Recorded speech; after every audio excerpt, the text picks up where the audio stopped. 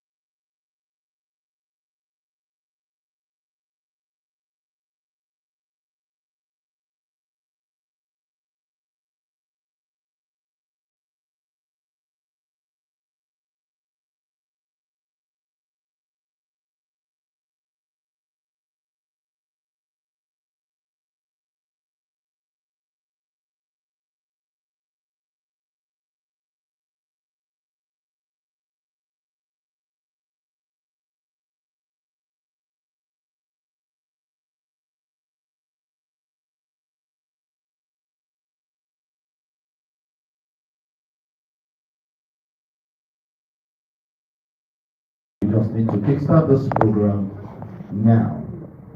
This is the 2026 Annual Business Luncheon of the Nigerian Society of Engineers Ikeja branch.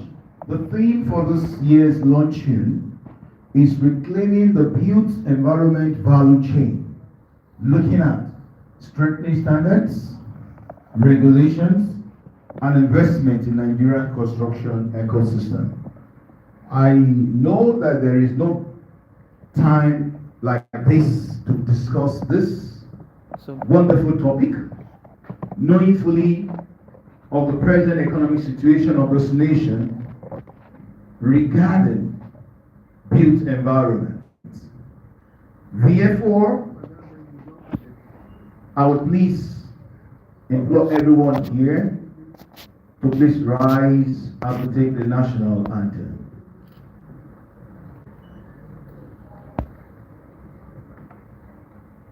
Do we go?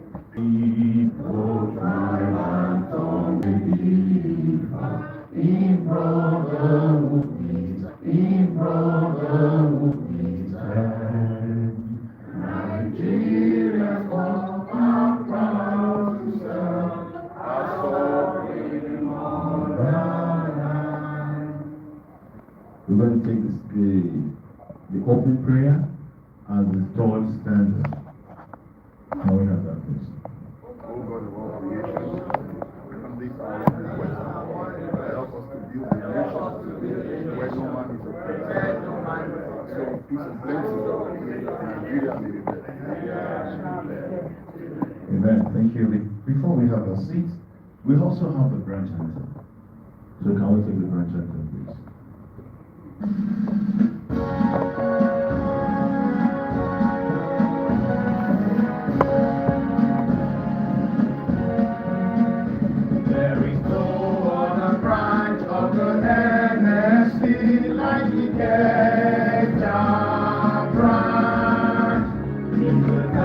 Second branch of the NSC is a branch to come, building a viable engineering culture, dedicated to bring out the best and to nurture the best of the best. The second to none is the Ikeja branch, the best of the best. The second to none is the Ikeja branch. In God on the side will be known first.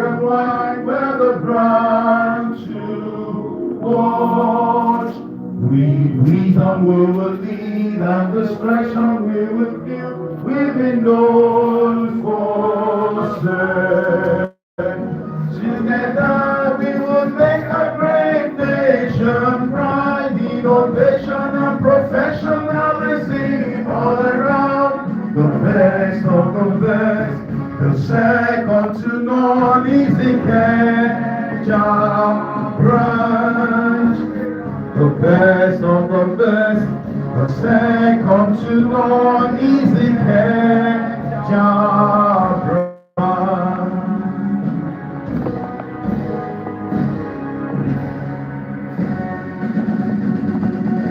Thank you, please be seated.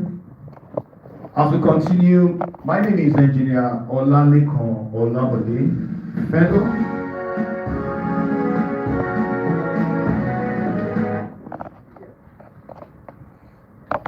I am Engineer Olaniko Olabode, Fellow of the Nigerian Society of Engineers, and I'll be taking us through the program as the Master of Ceremony. Where we are seated today, we are to take the safety brief. So I want to know if you have the safety officer available, please. Please, over to you.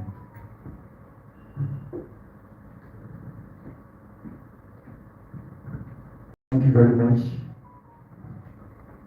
Distinguished leaders in the house, I want to start on the well-established protocol without wasting much of our time. My name is Engineer Lukumi Manuel Akimbo, and I will lead the safety marshal for today. As you all know, as an engineer, safety is the number one thing, and safety must be our priority. And for today, we actually put everything together to ensure our safety is very, very paramount. So for today's program, if you look at our environment, we should realize that the environment is well kept and the chairs are well arranged, so should in case you want to go out, there are pathway for you to go out. And also, should in case of any emergency which we don't pay for, you have to exit in this hall, one at the front and another one at the back end. And also, there's the fire extinguisher outside. Should in case of any emergency, there is a fire extinguisher to actually quench the fire for us. And for our convenience, for people that want to use the restroom, we have two different restrooms. We have one for male and another one for female. So for the female, it's actually towards the entrance you are coming from. For that of male, you have to go towards the back, and from your right, you can locate the restroom for the male. As you all know, this program might actually take some period of time, so I want us to also practice what we call ergonomics. So when you are seated for some time, you can try to stand up for a while and stretch your body. So thank you very much and enjoy the program. A round of applause, please. Thank you very much, Safety Marshal. Please permit me at this time to quickly just mention some dignitaries that are here. The chairman of the Nigerian Society of Engineers, Ikeja branch, who happens to be the host of this event. Permit me to recognize Engineer Nimot Moini, FNSC. So she is the host of this program, and I will run through so that she can see and welcome all whom she had brought for us to discuss. A tiny program for this event. Permit me first and foremost to recognize and also welcome the President of the Nigerian Society of Engineers, in person of Engineer Ali Masuya Rabiu, FNSC, who because of the duty call couldn't be here. And no any other person can take that responsibility than the immediate past president of the Nigerian Society of Engineers, the very first female president of this great society. So it's my pleasure to welcome Engineer Margaret Aino Oguta, FNSC. Mr. President, you're welcome. Also, because we are known as a family in the Ikeja branch, we equally have someone that has been there earlier before now. I know any other person than Engineer Isaac Olorunfemi, the past president of the Nigerian Society of Engineers. Sir, you're welcome. Permit me also to recognize a lot of people that are ahead of the present chairman. Without them, we can't have a legacy. Without them, we won't be able to have what we're having today. And to make this program more eventful and colorful, they have decided to be here to see the legacy, the foundation of what we had laid. So it's my pleasure to recognize the fourth chairman of the Nigerian Society of Engineers, Ikeja branch, in person of Engineer Francis Ogwamana, FNSC. Sir, you're welcome, sir. Also with us, I have the seventh branch chairman, in person of Engineer Ayo Fani Mokum, FNSC. Oh, fifth, okay, apology please. Apology please. So the fifth, once again, so let me do that recognition again. So permit me to recognize and also welcome the fifth branch chairman of the Nigerian Society of Engineers, Ikeja branch, Engineer Ayo Fani Mokum, FNSC. You're welcome, sir. And also, in that same family, we have a mother in the house. We could recall vividly during the dispensation of the past president of the Nigerian side of engineers, he called her the mother of the president. So that tells the weight of this person I want to introduce to us. So the pleasure is mine to recognize and also welcome Engineer Idiot Amusu, FNSC. Nice having you around here. So having done that, we have dignitaries to give us keynote address. We have our guest speakers in the house. And in no order, please permit me to recognize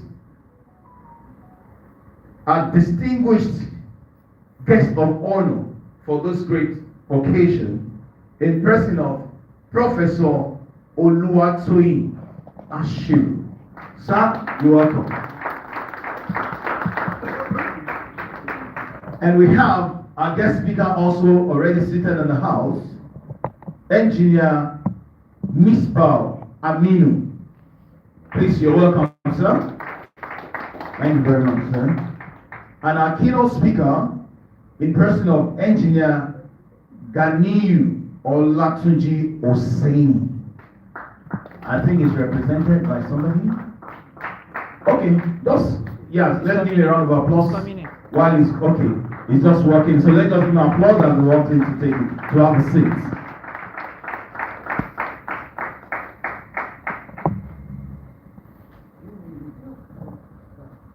Thank you very much, sir.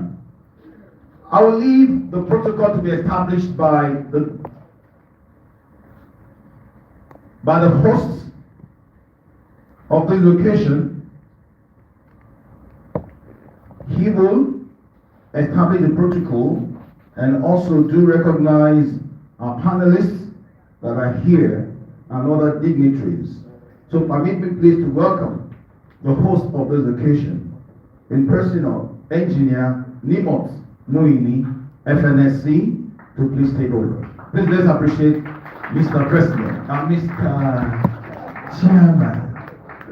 Please, round of applause, please. You know, when I called Mr. President, you know, I looked straight and I saw, yes, I have a past president, you know, and I know they were sitting down together.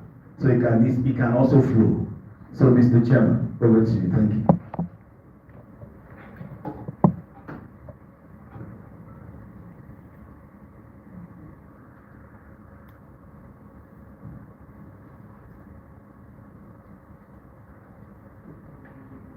All right, thank you very much, Honorable. Good morning, my president, Engineer Rabiu Ali Masuya, FNSC, FAH, OERA, FAH, MFR, ably represented by our own, my dear mentor, Engineer Margaret Sainokutala, FNSC, the 34th president of the Nigerian Society of Engineers and the only female of the Nigerian Society of Engineers. Our own dear ninth chairman of Ikeja branch. Thank you very much, ma'am. I'm highly honored to have you here. Also, the distinguished guest of today, Professor Tony Ashiro. I'm very, very honored to have you here. And I thank you for all the prayer. Also, the guest speaker, Engineer Amino. Thank you. I feel honored. Engineer Osini, the keynote speaker. Thank you very much, sir. Also, the 29th president of the NSC, Engineer Femi, Femi. Thank you very much, sir. The 4th branch chairman, Engineer Francis Obama, FNSC. Thank you very much, sir. The 4th appointed president, my dear mentor and money, Engineer India Amosu. The 4th agreed female engineer. Well, I must recognize that. Thank you for being a very wonderful mentor. The 5th branch chairman of NSC Ikeja branch, Engineer Yofani Moko. All the panelists that are here, right from Engineer Kamal, Mr. Akin, Engineer Shadi, QS Faith, thank you very much. And my dear brother, Engineer Tokumba Janopo, thank you very much. On the special guest table, I have the representatives of the special advisor to governor from various ministries. I want to use my dear sister, Engineer Williams, as a point of contact for that table. Also present in the hall are past chairmen from various branches, and I want to use past chairman Engineer Bello as a point of contact. I see all of you. I appreciate and recognize you. In the hall also are the executives. We want to use the vice chairman, Engineer Ruth Moluboy, as a point of contact for all the executive present. Our young engineers are here, and my dear husband, Mr. Nimola Adesalu, thank you very much for all the support, both in front, behind, and the center. I recognize you very well. Thank you very much. To the admin staff that made a lot of behind the scene work, I see you. And gentlemen of the press, our guests that I can't take each person's name. Thank you very much. Without you, this event would have been very possible. I thank you and I appreciate you, and I want to put the protocol out there. I'm going to repeat my speech. You will get it in the brochure, and I'll just take the very key highlights of today. This year's luncheon is not merely a social or ceremonial gathering. It is a strategic platform for meaningful engagement on issues affecting the future of Nigeria's built environment and engineering ecosystem. The theme, Reclaiming the Built Environment Value Chain, Strengthening Standards, Regulation and Investment in Nigeria's Construction Ecosystem, reflects the urgent need for professionals, regulators, investors, policymakers and industry stakeholders to collectively address the challenges confronting our industry and to chart a sustainable pathway. So all our guests have been strategically chosen across various sectors to ensure that this topic and the outcome gets to the various stakeholders, right from policymakers to us engineers to investors and various stakeholders across board. And we do hope that at the end of the day, we are able to really make our engineering profession and the value chain attractive to every one of us across various cadres of our membership. And also in line with the commitment of the branch through the resource portal and job desk, that's the RPG committee, we will be officially unveiling our NSC Kenya Career Accelerator program today. This represents a strategic initiative designed to bridge the gap between mentorship, technical development, employability, entrepreneurship, and the real-world industry readiness for engineers and young professionals. So we've been doing a lot in the branch and at the NSC National and at various branches, and we feel that there is a need for us to consolidate all these programs to make it even more impactful and also create a structured collaboration between industry and other stakeholders. I want to sincerely appreciate the dedication and sacrifice of the planning committee led by Engineer Babajide Ajanoku, FNSC, whose commitment, resilience, and tireless efforts contributed immensely to the successful planning and coordination of this event. I also commend every member of the committee. They are so small but efficient. Volunteers, sponsors brought us here. Partners, speakers, panelists, exhibitors, and supporters whose contributions have made this program possible. To everyone present, once again, I express my sincere appreciation and I hope we all do have a very wonderful time. Good morning and welcome.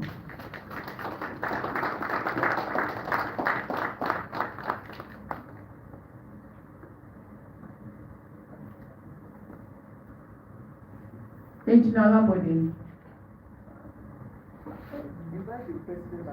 All right, so I will want to kindly invite the president, ably represented by our own dear Engineer Margaret Aino Obusala, FNSC, to give our opening remark. Thank you very much, ma'am.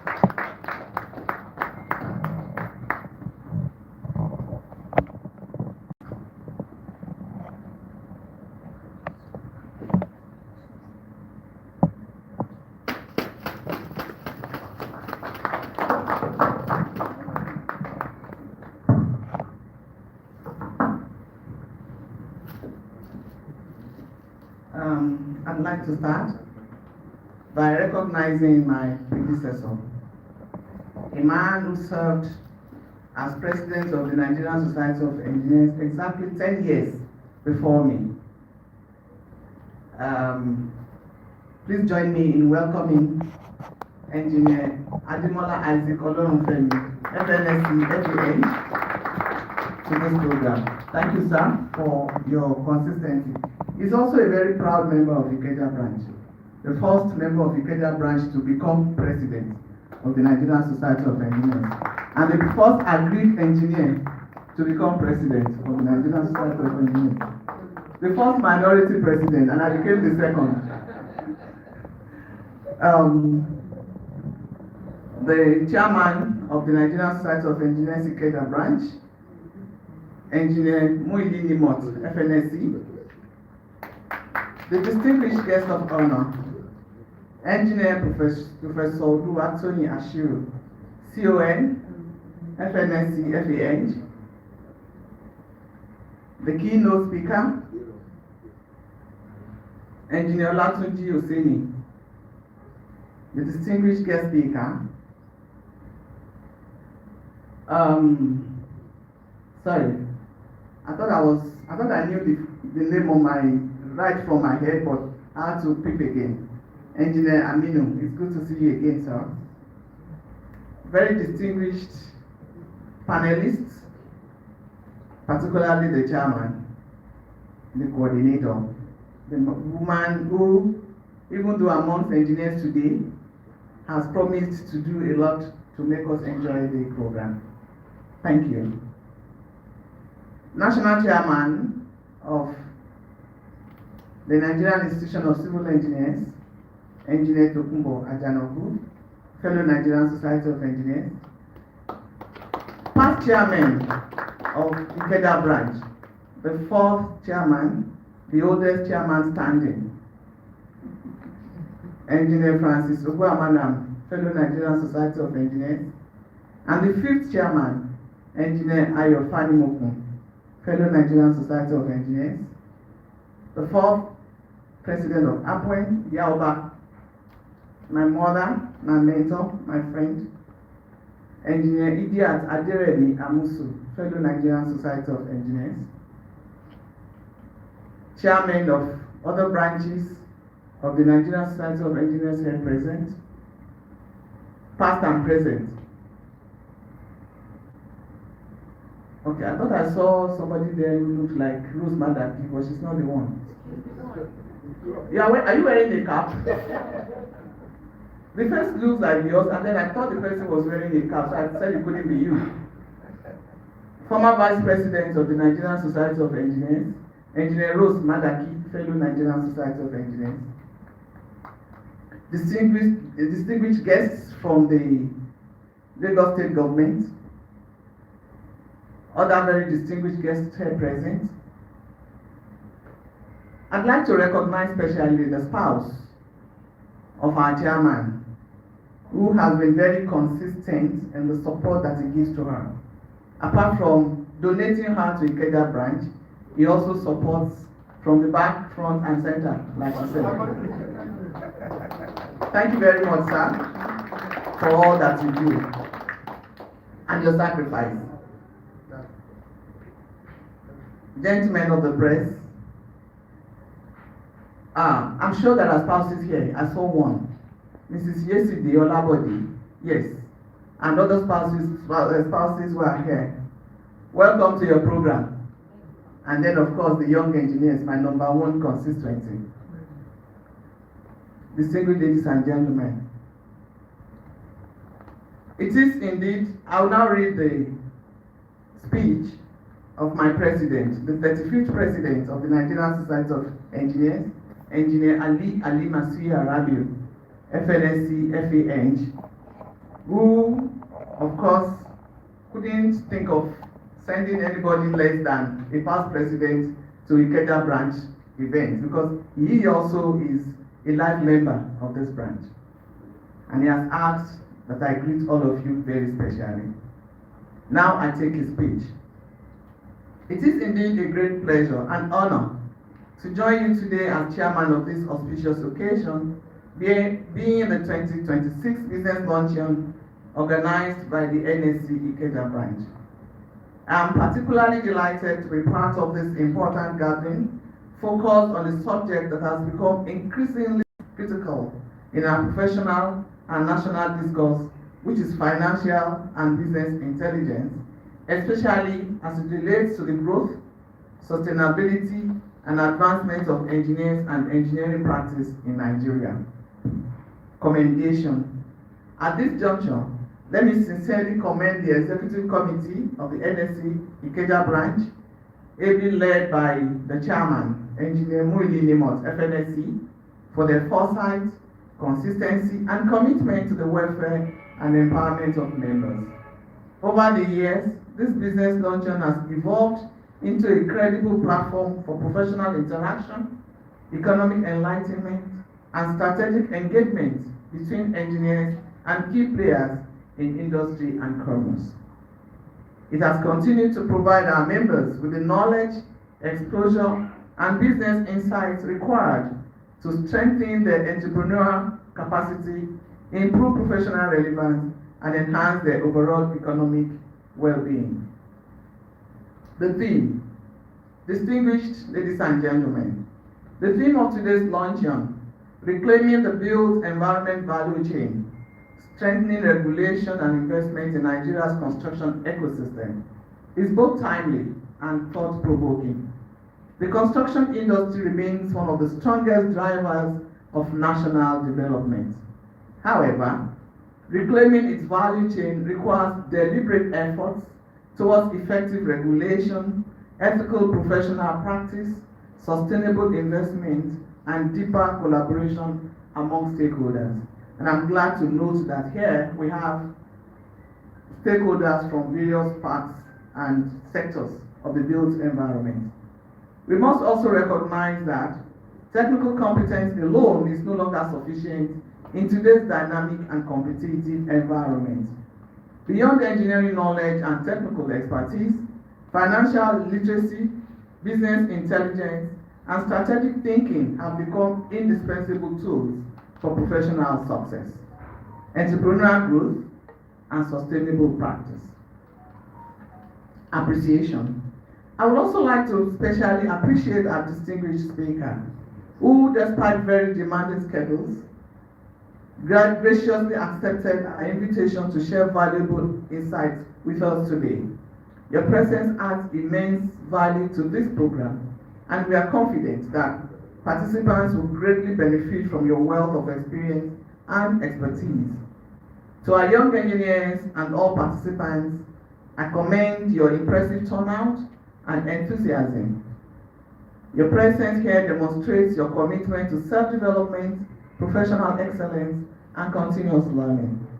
As we deliberate today, may we all leave here better informed, better prepared, and better positioned to contribute meaningfully to the advancement of the engineering profession and the development of our country.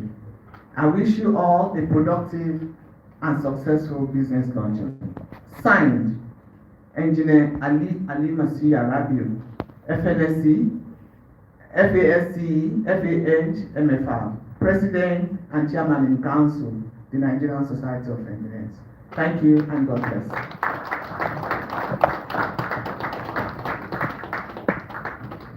Please, a round of applause to Mr. President. Please, a round of applause to Mr. President. Thank you very much, Mr. President, for that wonderful, insightful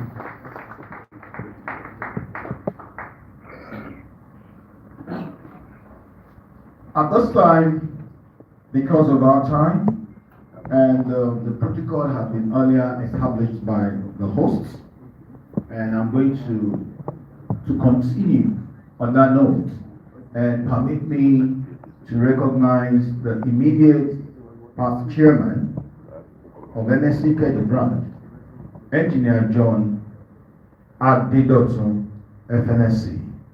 So you're welcome, sir. Without much ado, the reason we are here, we want to go in there immediately and to give us the keynote speech.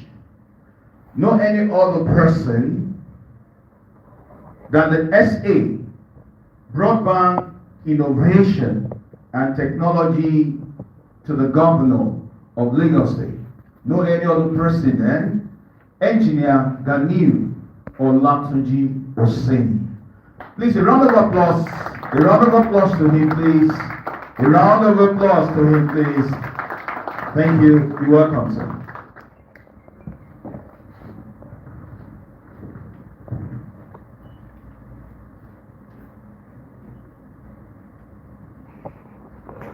Good afternoon. Good afternoon, ladies and gentlemen. Permit me to breeze through protocol. President of the Nigerian Society of Engineers, distinguished fellows, members, affiliates, and students of the Nigerian Society of Engineers, captains of industry, policymakers, colleagues, ladies and gentlemen, good afternoon and welcome to this event. Let me begin by commending the Nigerian Society of Engineers, Ikeja branch, for convening this important conversation around reclaiming the built environment, value chain, and strengthening standards, regulation, and investment within Nigeria's construction ecosystem. Today, the world is entering a new phase of urban development, one where cities are not only physically constructed, but digitally connected. The modern city is no longer powered by concrete alone. It is powered by connectivity, by data, by intelligence, and digital infrastructure. This is why conversations around engineering and technology can no longer happen in silos. The engineer designing a road today must think about fiber ducts. The developer building an estate today must think about connectivity readiness. The government planning institution systems must think about data systems and intelligent monitoring. The future of the built environment is now both physical and digital. In Lagos, we are already seeing this transition happen in real time. As a government, we recognize that broadband infrastructure is now as strategic as road infrastructure. That is why Lagos continues to invest significantly in digital infrastructure. This is technology, not for technology's sake, as modern cities require intelligent systems. A connected city improves governance, supports security, enables digital services, boosts business productivity, and creates economic opportunities, increasing the cities that will attract investments are cities that with strong digital foundation. Investors today do not only ask whether a city has roads, they ask whether the city has reliable connectivity and strong data infrastructure. Lagos is positioning itself to answer these questions. We are already seeing strong momentum as Lagos continues to attract major investments into data centers, connectivity, infrastructure, and digital ecosystem. This matters because data centers are becoming part of critical national infrastructure. Just as industrial economies once depended on ports, rails, and power stations, digital economies now depend on fiber and cloud infrastructure with resilient connectivity at their base. Ladies and gentlemen, one of the major issues confronting our built environment today is fragmentation. Too often, physical infrastructure is deployed without long-term integration thinking. Roads are constructed multiple times because utility planning was not coordinated. Fiber is deployed after roads are completed. Drainage, power, and connectivity, including transport systems, are designed independently rather than as one ecosystem. The intelligent city requires a different model. It requires integrated planning. It requires engineers, urban planners, policymakers, and technologists working seamlessly hand in hand and in tandem from the beginning, not after the construction has already been completed. In the near future, every major road corridor should ideally include fiber pathways. Large estates should be connectivity ready from inception. Public infrastructure should increasingly support intelligent monitoring systems. Government services should become digitally integrated by design ab initio. Importantly, this transformation must remain practical. Technology alone does not solve urban problems. Good governance does. Sound engineering does. Maintenance culture does. Regulatory discipline does. Technology simply gives us better tools to execute these things more effectively. The goal is not to build futuristic cities for headlines. The goal is to build functional cities that work better for ordinary people. We want cities where traffic management improves through data, where emergency response becomes faster, where businesses can operate more efficiently, where government services become easier to access, and where infrastructure planning becomes smarter and more sustainable. That is the real opportunity before us. Distinguished ladies and gentlemen, Nigeria's urban future will not be shaped by government alone. It will require strong collaboration between the public sector, engineers, investors, developers, innovators, and infrastructure providers. The cities that will thrive tomorrow will be cities that successfully combine engineering excellence with digital intelligence. I believe Lagos is well positioned to lead that transition. Therefore, and in summary, on behalf of the Lagos State Government, I thank the Nigerian Society of Engineers, Ikeja branch, for the invitation extended to me and for your continued contribution to national development. Thank you very much, and God bless the Federal Republic of Nigeria and the government of Lagos State. Thank you. Thank you very much, sir. Now he has set the tone for this business luncheon. And in summary, he has just told us about ESG. He has talked about the environment. He has talked about the social aspect of it and the governance. That if only we can integrate all this together, then we'll be able to salvage the problem that we have in our built environment. Once again, a round of applause to him. Apology that we couldn't give the citation. We just had a little technical glitch. But we're going to do that as I welcome to the podium the lecturer, the main guest speaker for this occasion of 2026 Annual Business Luncheon with the topic, Reclaiming the Built Environment Value Chain, Strengthening Standards, Regulation, and Investment in Nigerian Construction Ecosystem. No any other person can give us a detailed and well informed information regarding this Then the MD, Inclusive Concrete and Engineering Limited, and who also is the Vice President, Advocacy Lagos Chamber of Commerce and Industry. Please, let's make welcome Engineer Misbah Aminu. Please, a round of applause to him. While he will come here, they are going to listen to his citation so that we can know. Ladies and gentlemen, our guest speaker, Engineer Misbah Aminu, MNSC, MBA, is a seasoned engineer, entrepreneur, and business leader with over 3 decades of experience across the power, oil and gas, manufacturing, refrigeration, civil, and building engineering sectors. He holds an executive MBA from Lagos Business School, engineering qualifications from Yabas College of Technology and the Federal University of Technology, Akure, as well as a certificate in entrepreneurship from the University of Wisconsin, USA. Engineer Aminu currently serves as the Vice President of the Lagos Chamber of Commerce and Industry, where he also chairs the Public Affairs and Advocacy Committee. He is also a member of the Nigerian Society of Engineers and Current and the CEO of Inclusive Concrete and Engineering Limited. Widely respected for his leadership, industry impact, and passion for mentorship and community development, Engineer Aminu continues to make significant contributions to engineering and business advancement in Nigeria. Please join me in welcoming Engineer Misbah Aminu.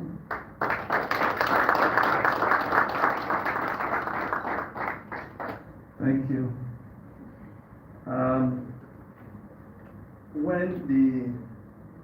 When our president, that's the president of the Kenya,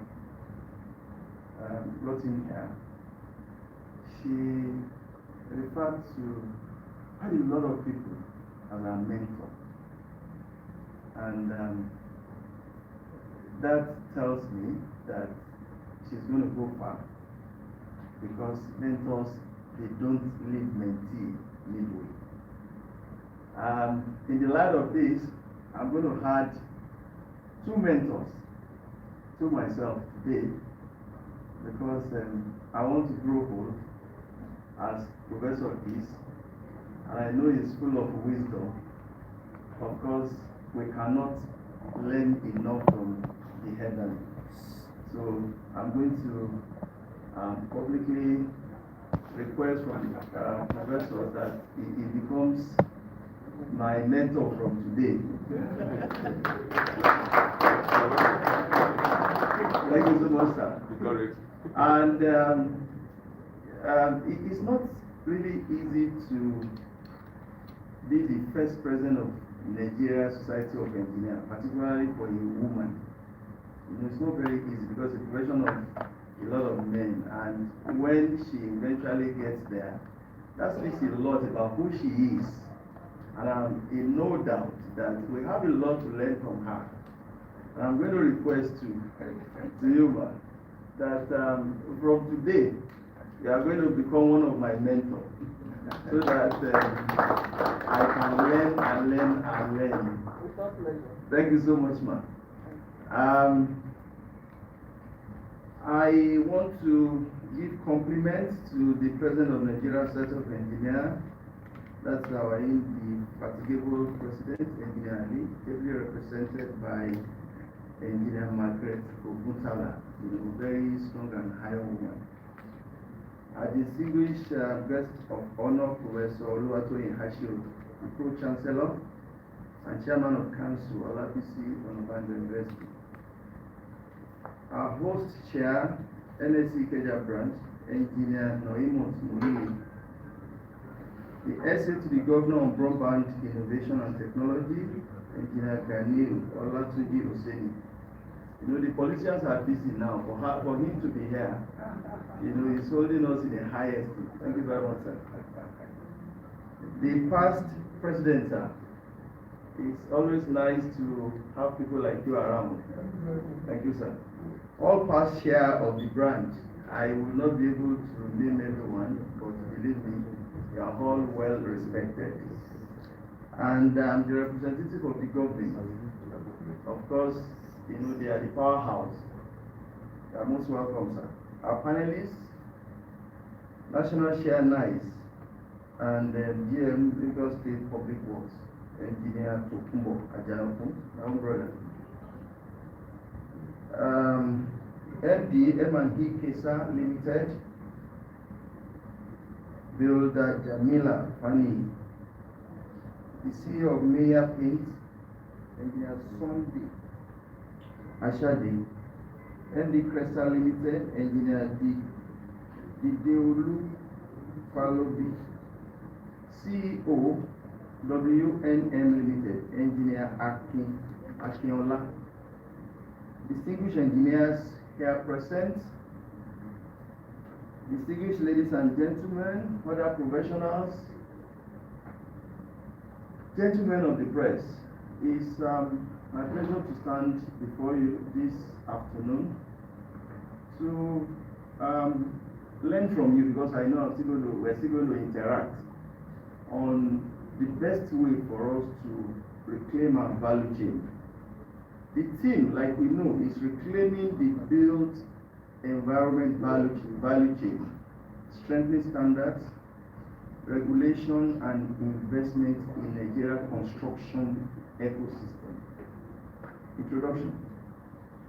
Nigeria is a nation of about 220 million people with a total output of about $285 billion, occupying fourth in Africa behind South Africa, Egypt, and Algeria.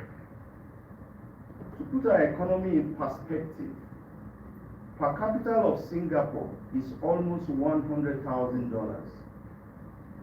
China is $15,000, Malaysia 14, and Nigeria is $1,200. Therefore, we have a lot to do to catch up with the rest of the world. Construction industry is about 3.5% of the GDP. That's approximately about $10 billion. And agriculture, 22%, approximately $63 billion. Our economy is still an agrarian. Hence, this should be a challenge to the engineers who are supposed to reverse the trend and make Nigeria a tech-developed country. Similarly, total trade of Nigeria in 2024 was about $52 billion, when compared to $120 billion by the 6 million people in Ireland and $350 billion in Malaysia. All this tells us that we have a lot to do. As an engineer, who are the bedrock of development, and the entire nation is waiting for us. Engineering is a profession of the noble, among the best to date, the bedrock of every development. After life, the air we breathe, the water we drink, nothing is more important than engineering. From the farm implements in food production to the medical equipment to look after life, sophisticated spacecraft to other planets, and so on, nothing is beyond engineers. I humbly congratulate all the engineers here seated for the strategic position we are occupying in human development, and challenge everyone to rise to the occasion of research, development, new initiatives needed within our economic space.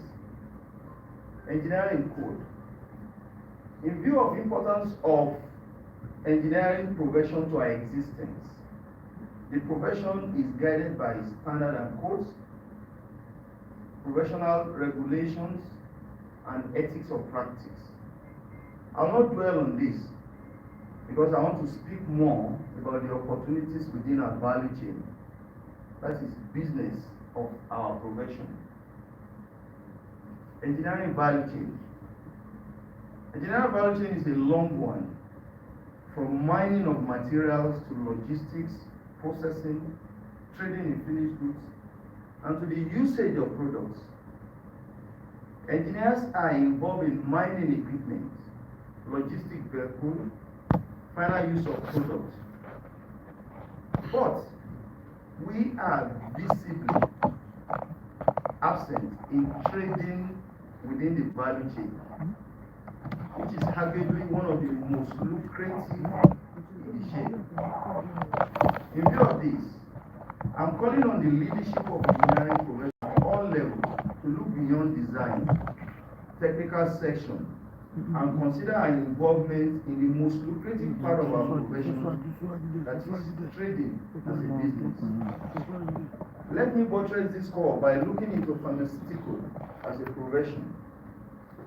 When we were growing up, pharmacists were responsible and still responsible for research, laboratory work, development, and manufacturing of drugs. They work in drug manufacturing companies as Roche, Nemeth, and so on. They were almost absent in drug distribution and drug retailing. A visit to Okeari in Lagos Island will show you who dominated drug distribution. Similarly, years ago, drug retailing was dominated by chemist corner shops, who's uneducated in profession but skillful in trading in drugs.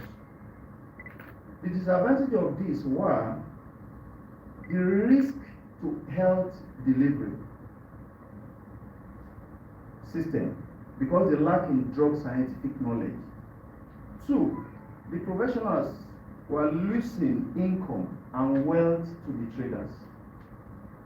Smartly, on the part of Pharmaceutical Association of Nigeria, they pulled themselves together in a collective decision to take their profession back from the quacks in order to improve health delivery to the public and earn reward of the lucrative profession. They stayed strong together and approached National Assembly for a law that will remove quacks within their value chain, after which they stepped into drug distribution and retailing. In Nigeria today, the pharmacists open 95% of the drug retailing outlets to sell and administer drugs to the public. Consequently, drugs are controlled, monitored, and abuse are reduced. In reward for safeguarding the public health, pharmacists are smiling to the bank on their businesses. The profession is better off with quality participation. Another example are the surveyors, whose bond and cooperation have improved their professional outlook and their well-being. The land surveyor have moved their profession from a common to an enviable status. The scale of fields within their practice are held there. The surveyor's well-being is better today than yesteryears. Engineering profession and engineers can borrow a lead from the pharmacist and the surveyor to take back our profession for the good of the public and benefit of the practitioners. This is not indictment on our leaders, but a wake-up call for much more to be done. My suggestion and advice to members and leadership of profession is to think in 3 layers. The first one is the sanctity of the profession, the good of the public, and the third one is the well-being of the members. The sanctity of the profession is for members to practice with integrity and look out for the safety and benefit of the public. And thirdly, financial reward for the practitioners. We're doing very well in number 1 and 2. Very well. Our leaders have done very well with it. But a lot still needs to be done for the third one. This, we will be able to attract quality participation from the new generation if engineers in Nigeria can grow in the ladder of earnings and wealth. let me remind us that humans have gone through different generations. Before the Second World War, 1946, we had the builder and the silent generations. And between 1946 and 64, we had the baby boomers. Generation X, where I belong, is between 1965 and 1980. Millennia are the Generation Y, between 80 and 95. The Generation Z, 96 and 210, Alpha 210 and 2024. Data is 2025 to 2029.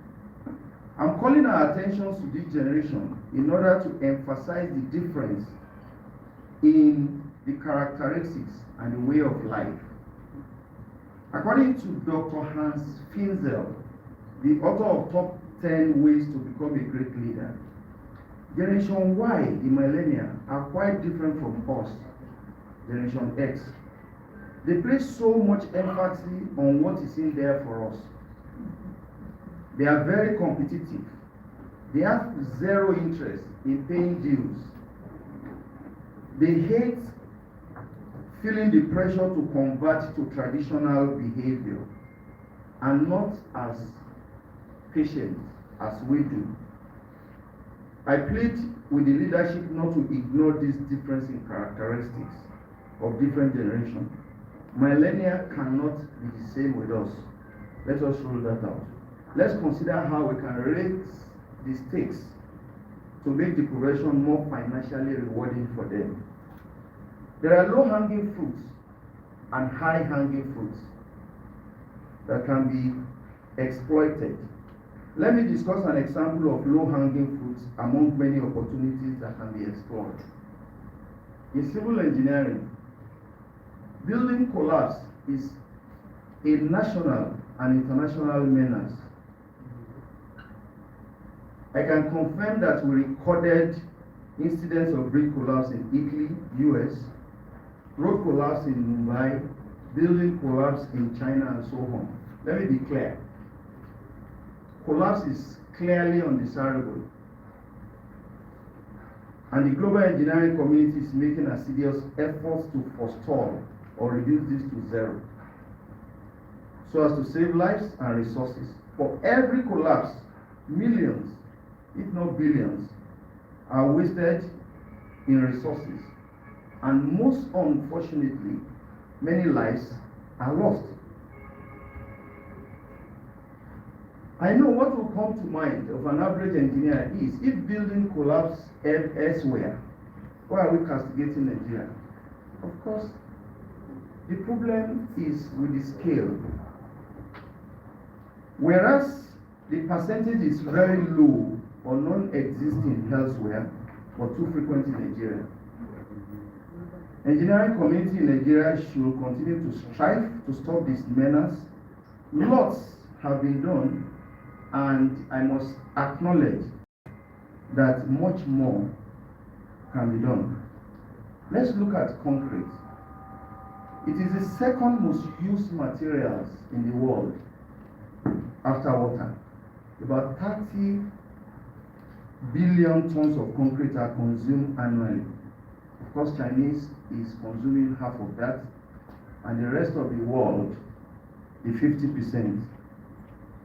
Per capita is 4 tons per person per year, though Nigeria is still very low on this scale. Considering concrete,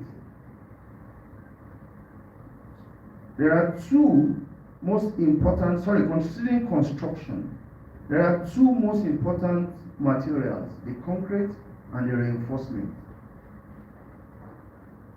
They are responsible for enduring and survivability of projects. If they are well arranged, that is well designed, and well positioned or placed, well constructed, the building will stand the test of time. Otherwise, it will collapse. If we all agree that compressive load is supported by concrete, then importance cannot be overemphasized. Similarly, the steel and the textile load, its importance too cannot be overemphasized. It becomes, this is where I'm coming, it becomes duty bound on us, the engineers, to look out for the integrity of concrete and steel in order to stop project failure or building collapse. The question that I will put to the House is, who cast our concrete when we are building? And the answer is not far fresh. We all employ the likes of Babashade, Bembela, and so on to cast for us. I can say conveniently that 80% of our concrete processing is done by the quarks. 80% is handled by the quarks. When we allow technicians with poor knowledge of science to handle concrete, the result is a shoddy work.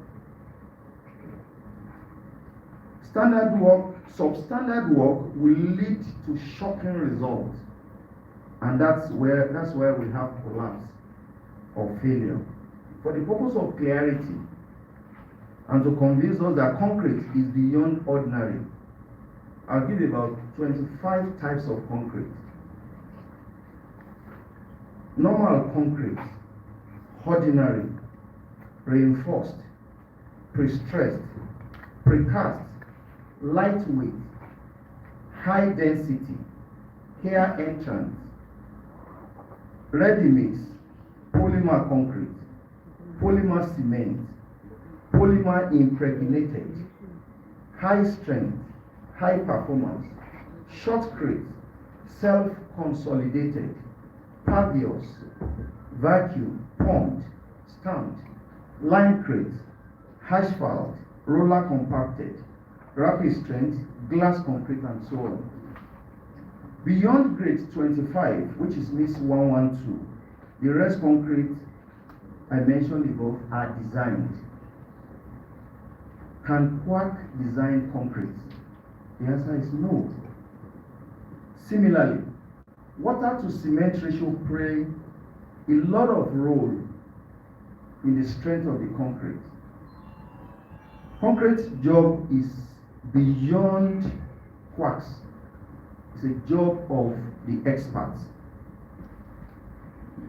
The difference in all of the concrete named above, the mix ratio, the use of admixtures, and the process of production. It's interesting to say that a whole university is dedicated to concrete work in the United States. This emphasizes the importance and the depth of the knowledge in that industry. For as long as we leave concrete to an incapable hands, building or project will continue to fail. Admixtures. They are too numerous to count and are veritable in concrete production. Admixtures change the properties and behavior of concrete. It improves the strength, enhanced curing, durability, water resistant, corrosion resistant, underwater application, and so on. Ladies and gentlemen here present, if we are serious about stopping building collapse, the fate of concrete will have to be moved from the quacks to the professionals. Engineer possesses the engineering training and concrete knowledge, which can always be improved upon. I'm using this opportunity to call for the creation of concrete industry, which will enhance research, development, and use of concrete.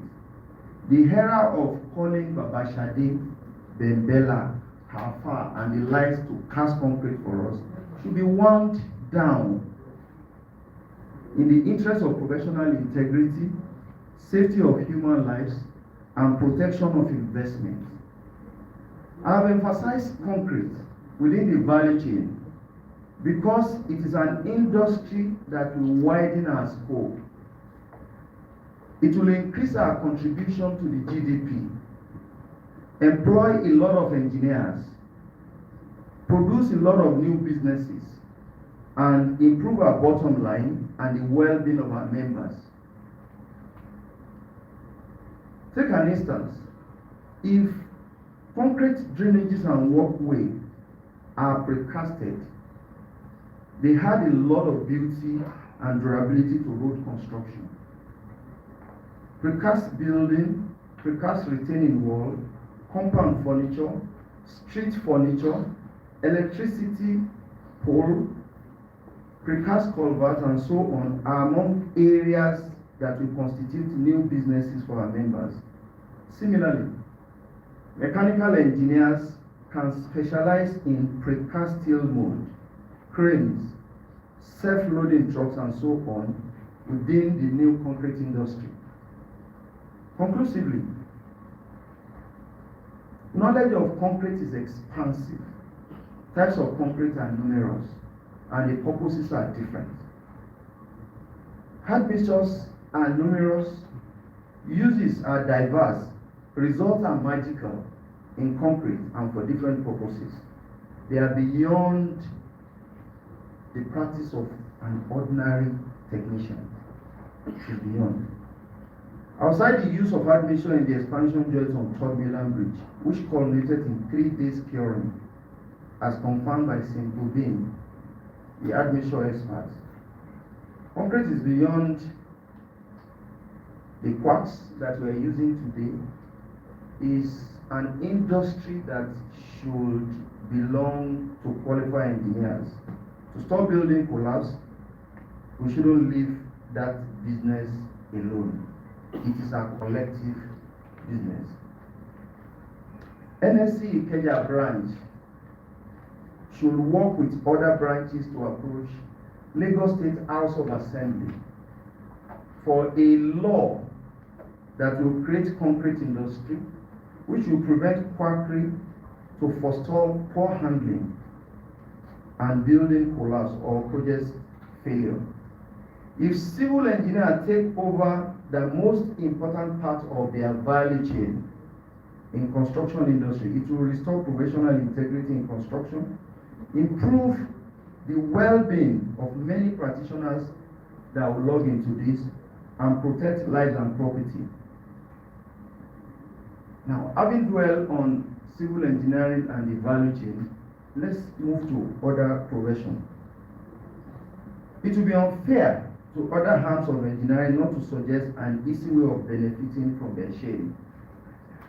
Let's put a committee together to study the economic structure of our brothers from the south. It is an economic structure that has empowered millions of the Igbos. It's an economic structure that has transferred wealth visibly from the southwest to southeast.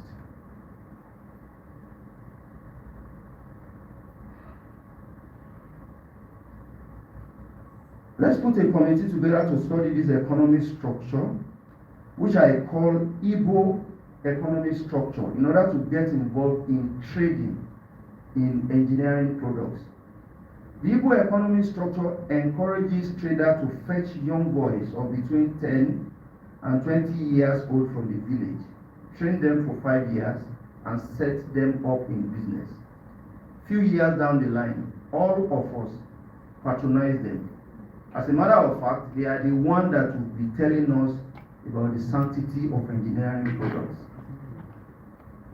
We need to be active in trading. An engineering graduate who is armed with scientific knowledge can undergo 2 years training and handle engineering products better than currently experienced.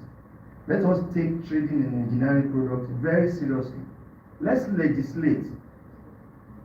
That's it. Let's legislate on qualification to handle some materials.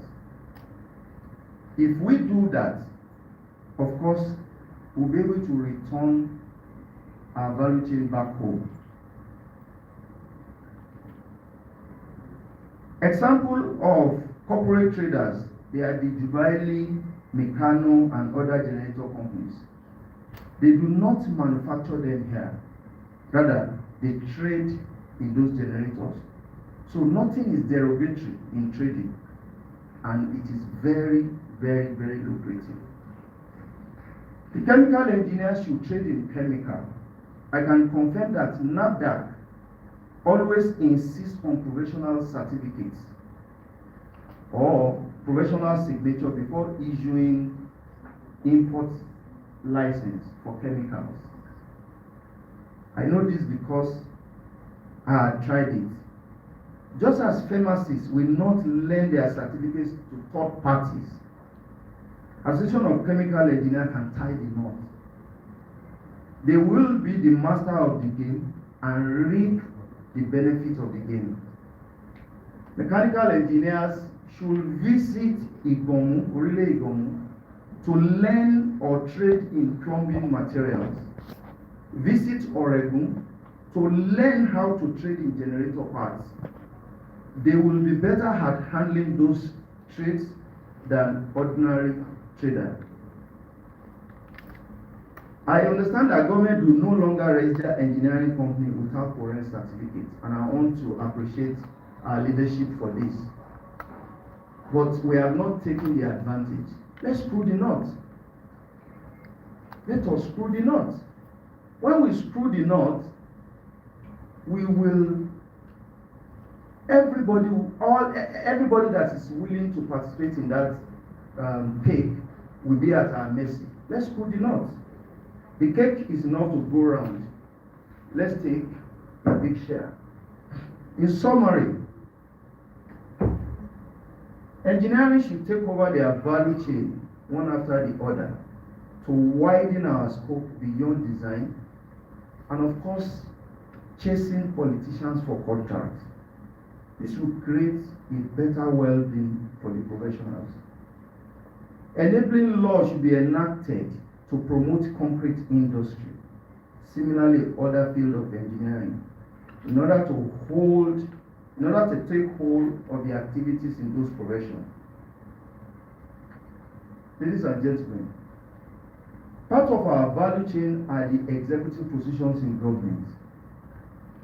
Engineers should come together for a well-crafted strategy to return our desirably positioned back home. Let us get involved in politics to stop the lawyers, the accountants, and the like from executive position in moribund power industry, from the Ministry of Power, an institution of engineering. I was trained for 2 years in Kenji in the 80s on power generation, transmission, and distribution, and worked in power industry in control room for about 10 years as a young boy. I can confirm that managing power industry is beyond an ordinary manager. I can confirm that. Let's look into management and into the practice of management according to Michael Watkin, an associate professor in Harvard Business School. There are different managerial situations among startup management, realigning management, sustaining management, turnaround management. Power industry is an alien sector that needs deep technical knowledge at the CEO or minister's level in order to take qualitative decisions. It is an organization that is begging for a turnaround management. In turnaround management, it is ready, fire, hail the situation, because you don't have time. There is no time in your hand when you are taking on turnaround management. You hail, you are ready, you fire before you begin to think. This is, of course, relying on your knowledge, the inbuilt experience and knowledge. Then, sustaining management, you are going to be ready, you are going to aim, you are going to check before you fire. Power industry and many of our moribund industries do not have such time. And that is the reason why we need professionals to take over these industries. Lawyers, accountants will not understand what a bogus alarm means on a transformer, or what a wave trap do when they visit a power station, or the meaning of an act fault when it's on their report, or excitation fault on the power generator. They won't understand all this. But for an experienced person, when the report comes, you are going to be able to deal with it sharp. We have engineers who have MBA in addition to engineering training that can do better than every Tom, Dick and Harry as we have in government CEO today. In addition to politics, a well-crafted advocacy and social media campaign should be formulated and executed consistently, year on year, to educate the polity and return our positions back home. This will do a better service to our country because we possess the skill. If lawyers can hold justice ministry to themselves, and doctors will not allow anyone to be a minister of health outside of the doctors, pharmacists can take back their value chain.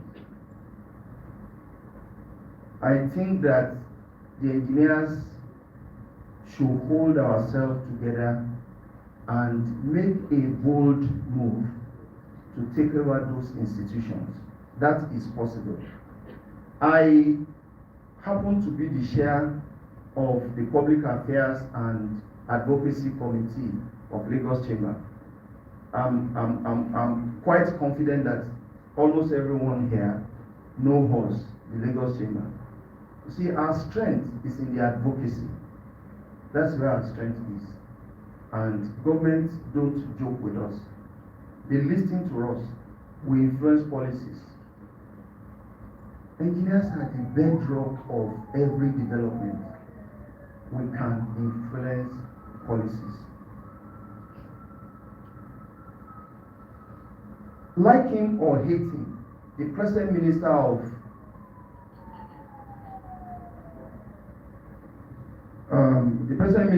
Works is a round peg in a round hole. Like him or hate him, simply because of the inbuilt skill. Oloku kubirimu birimu. I hope we all saw that joke. The King Oloku kubirimu birimu. Of course, is a square peg in a round hole in the power ministry, unable to do nothing. Simply because an accountant from CBN coming to power industry will be able to do nothing. And as a nation, we are able to achieve nothing. I can assure you, this is just a digress, that power industry, to solve the problem of power industry, is not as difficult as spending 20, 30 years without solution. I'd work there, and I want to be challenged. If this present government mandates every state to generate 100 megawatts on parallel grid, that is possible in 3 years. We would have put together 3,600 megawatts. Let's discount it. If we have additional 3,000 megawatts today, to the struggling 4,000 or 5,000 megawatts that we're using, we'll be moving from 4,000 to 7,000 within the 3 years. It will not be coupled to this existing grid. No. They will generate it and distribute it. And I can assure you, with additional 3,000 megawatts, power will be much more stable than we have today. Of course, this can be done by the engineers. I know I've spent a bit of your time. Let me round up today by saying that The journey of 1,000 miles starts with a step. And I will give analogy of this. China had existed for over 5,000 years. But China of today started in 1978. They went through cultural revolution which failed woefully, and they introduced open up policy in 1978. That policy is what you are seeing of China today. That new step that was taken in 1978 is the reason why China is the superpower of today. Figuratively, let me put figure to it. Per capita of Nigeria in 1978 was $527 per person. That of China was $157. 527 to 157. So the gap was very wide in 1978. Guess what? China is $15,000 per person today, and Nigeria has struggled between 527 and 1,200.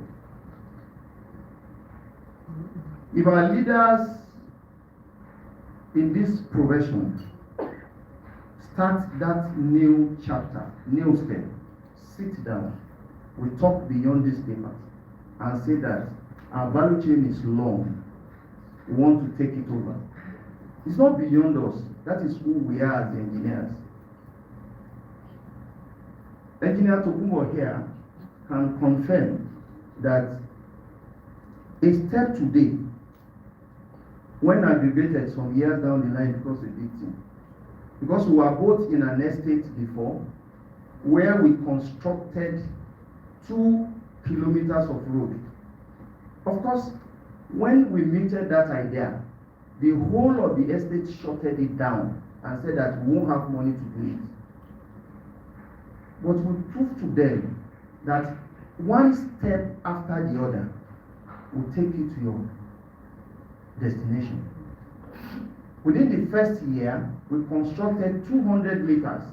When everybody saw 200 meters real, they plugged into it. What was supposed to take us 10 years took us 3 years to build.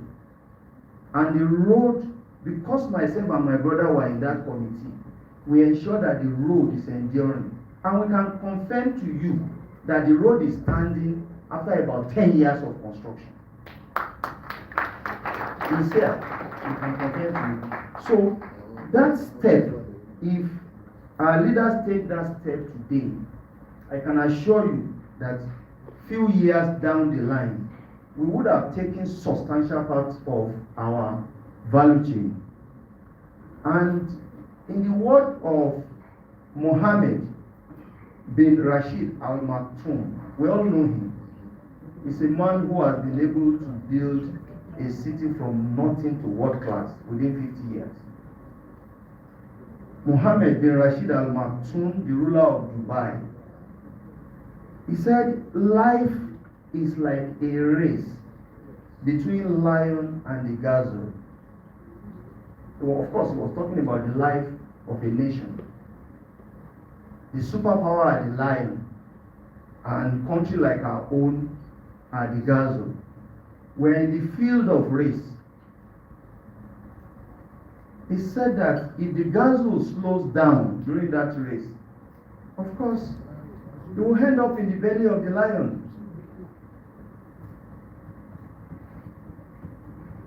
Similarly, if lions slow down, the motherfucker will sleep hungry.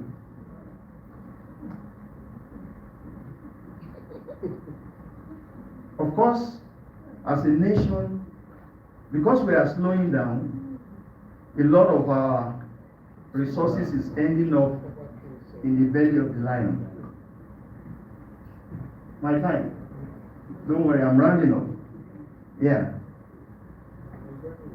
The lion in this case are those intruders into our profession. I say that without apology, because I can't put on a wig to go to court. Neither can I take a knife to perform an operation. to their intruders into our profession. While all of us engineers seated here, I'm sorry, we're in Gaza. If we don't increase our speed, we'll continue to end up in the belly of the lion. But if we are smart enough to pull ourselves together, I can assure you, a few years down the line, we will be in front in the race. Thank you very, very much. Thank you very much.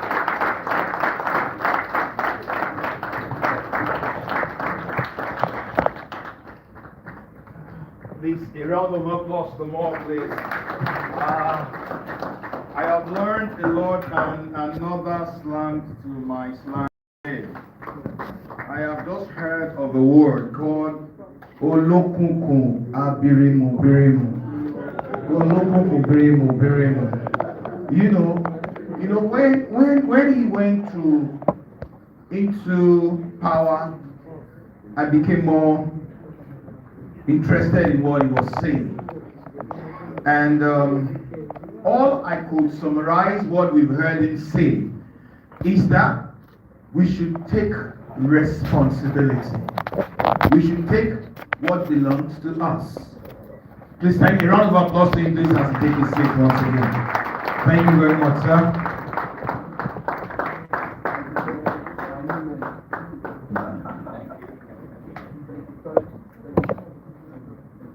Well-researched, insightful lecture. I really want to appreciate you, sir. Like I say, the summary is that we should just take what belongs to us. Enough is enough. We are known as engineers.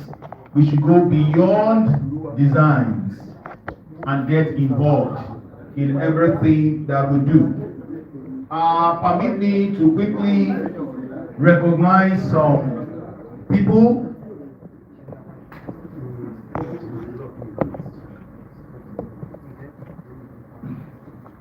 Thank you very much, my president.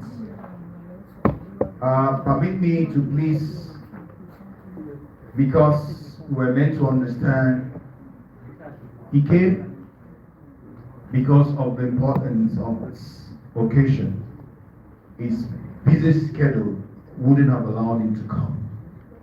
So permit me, because he needs to travel right now, so permit me to please call on Engineer Ganiyu Olatunji Oseni. Please, with all humility, please can you just come forward while his citation, please. Please, late now. Please hold on to that, please. Please, sir, with all humility, sir. Thank you, sir. Our keynote speaker, Engineer Ganiyu Olatunji Oseni, is a distinguished technology leader and infrastructure expert, currently serving as a special advisor to the Governor of Lagos State on technology, broadband, and innovation. He leads key initiatives driving Lagos State's digital transformation through broadband expansion, ICT infrastructure development, and innovation-driven growth. Prior to this role, he served as the managing director of Ibile Broadband, where he played a major role in improving internet connectivity and digital access across the state. Known for his strategic leadership, disciplined execution, and collaborative approach, Engineer Oseni continues to champion technology and innovation as tools for socio-economic development and the advancement of Lagos as a leading digital economy in Africa. Please join me in welcoming Engineer Ganiyu Olatunji. Round of applause, please. I have the honor to please call on the president. Okay, let's welcome the chairman, please. A round of applause to the chairman of NSC Kejo branch. Thank you very much, once again say thank you to Ganiyu Olatunji Oseni, and I want the president, ably represented our own dear Mr. Mutala, to please join me in doing this great honor.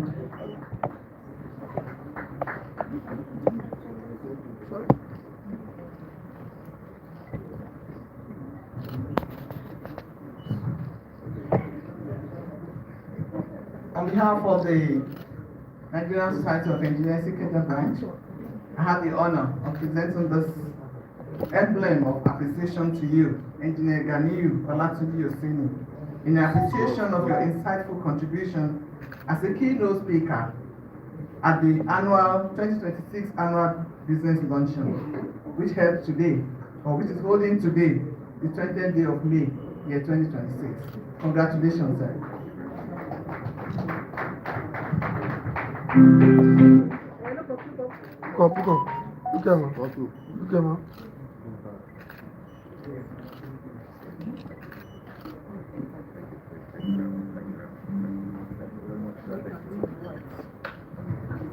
Thank you very much. On that note, I want to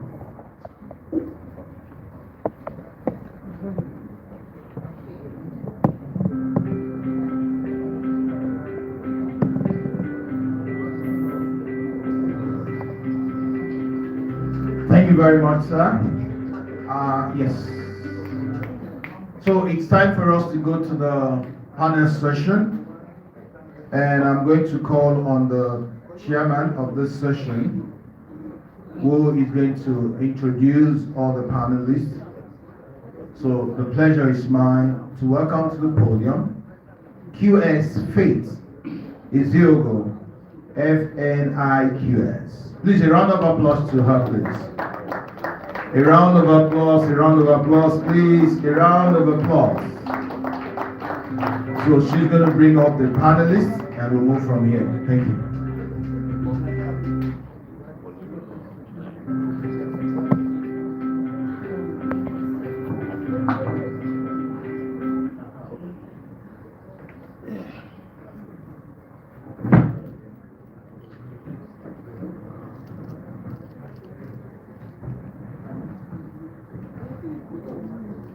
Ladies and gentlemen,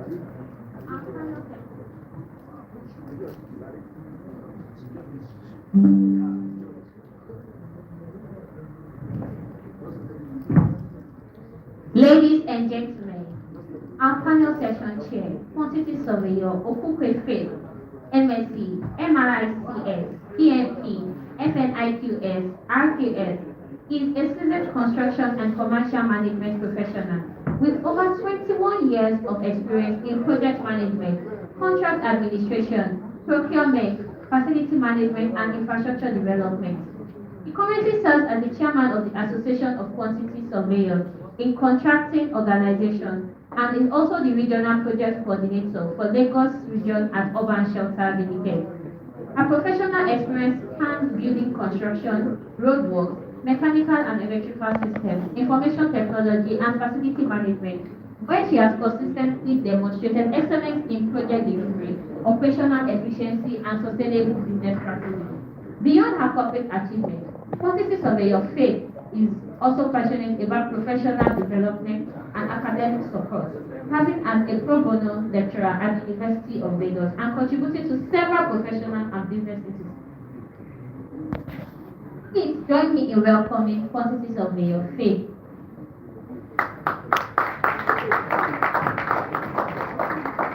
Thank you very much, everybody.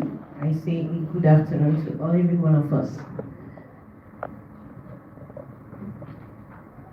I'm indeed delighted to be here, and it's a privilege and a honor. Thank you very much, the chairperson, NSC Ikeja, Engineer Nimot. All protocol duly observed. Without wasting much of our time, I will want to invite the members of this panel session. And the first person I have here is Engineer Sunday Asadi. Please, with a round of applause, let's welcome him.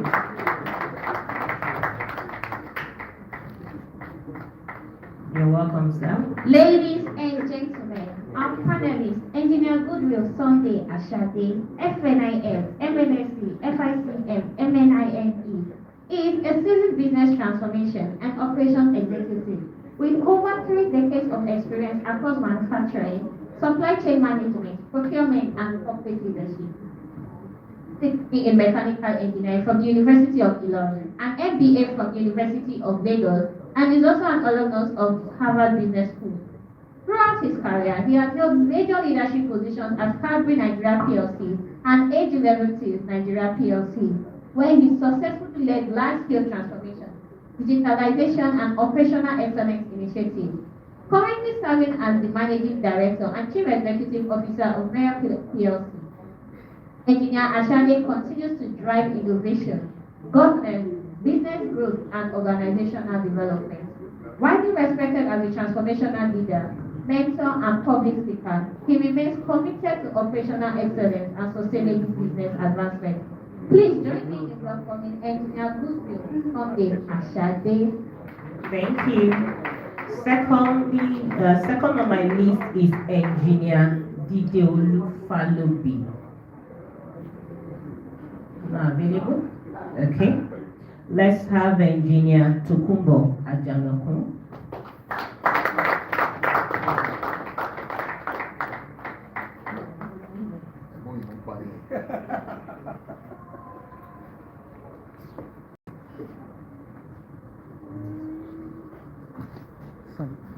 Are we having a citation?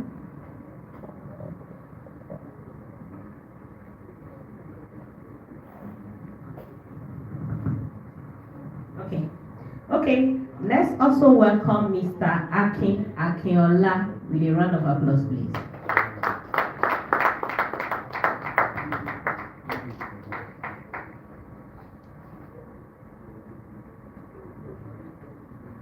You're welcome, sir. Aki Akinola is an entrepreneur and business executive with over 25 years of international experience in finance and business administration. He has worked with major organizations in the United Kingdom, including GMAC, the finance arm of General Motors, and XCL, now known as Virgin Media, gaining extensive expertise in corporate leadership and business strategy. Graduate of Obafemi Awolowo University and the University of West London. He is also an alumnus of Lagos Business School and IESC Business School in Barcelona. Aki Akinola has held several C-level leadership positions in Nigeria and currently serves as CEO and founding partner of WNM Limited and WNM Global Limited, while also sitting on the boards of various businesses in Nigeria and the UK. Please join me in welcoming Aki Akinola. You're welcome, sir. And finally, let's invite with a clap Engineer Kamal Ajala.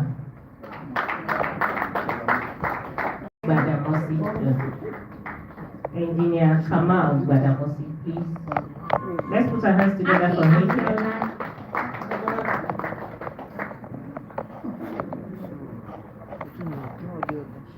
Is that all? Okay, thank you very much. Please let's put our hands together for all our panelists. Gentlemen, you're welcome, and I feel like a man being in your midst. Thank you very much. Yes. Yes, and the chairman. Thank you very much. And I want to say a very big thank you to the guest lecturer, Engineer Aminu. Thank you so much. I jotted a lot, and I can tell you that I'm going home with so much that I've learned. He has really stirred up a very provocating thought around our topic, reclaiming the built environment value chain, strengthening standards, regulations, and investment in Nigerian construction ecosystem. Please let's put our hands together for him. I do not know what some of us jotted down, but I can just run through very few of what I learned. But for time, my notes are filled. But for time, we just go straight into the program. So, gentlemen, once again, you're welcome. And I'm sure that by the end of this panel session, everyone here, seated here, will be going out or going home with so much that they have learned and so much to really stand up to. Thank you. Okay, straight away, I will just ask Engineer Sunday Asadi. In just 1 minute, I would like to know what really came to mind when you saw the topic of this business luncheon. What really came to your mind? Thank you very much. What came to my mind is, in reality, it is a topic that is very germane to our current situation. We see a situation where people who do not have the profession, who are jacks of all trades, artisans, are taking over the industry. If you go to any site, 80 to 90% of people are there are artisans who are not even qualified. So it's a challenge. So this is a very good topic for us to be able to reclaim what we should have as engineers. Yes, so the topic is timely. Yes, I have been in my few little years of experience.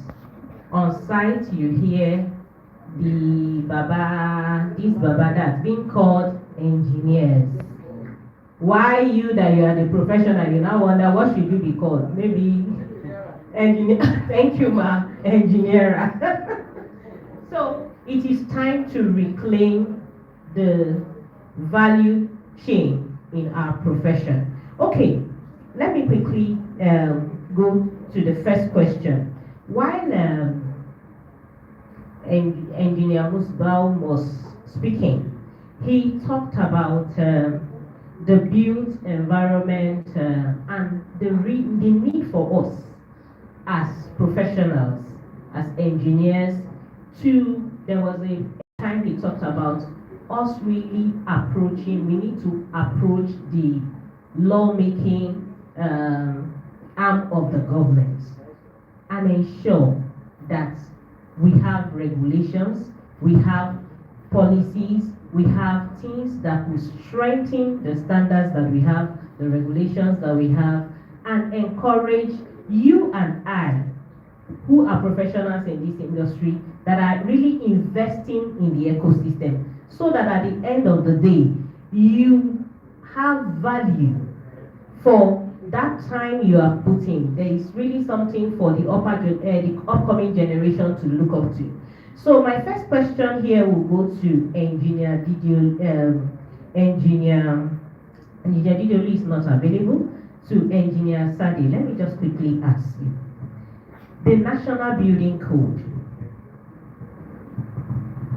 that we have, it is an administrative document, you know? Yes. How can we advocate for its holistic revision and also for the formal passage of this legal document into use? It's not that we do not have the codes, we do not have the regulations, the standards are not there. That's not the case. They are there. But what should I, as a professional, what should you, as a professional, everyone here that is an engineer and that is here, what should we do to ensure that this building code really comes to life and becomes a working document rather than just being a document that is kept in the archives? Thank you very much. Now, it's one thing for us to develop a building code. It's another thing for us to really look at our current reality.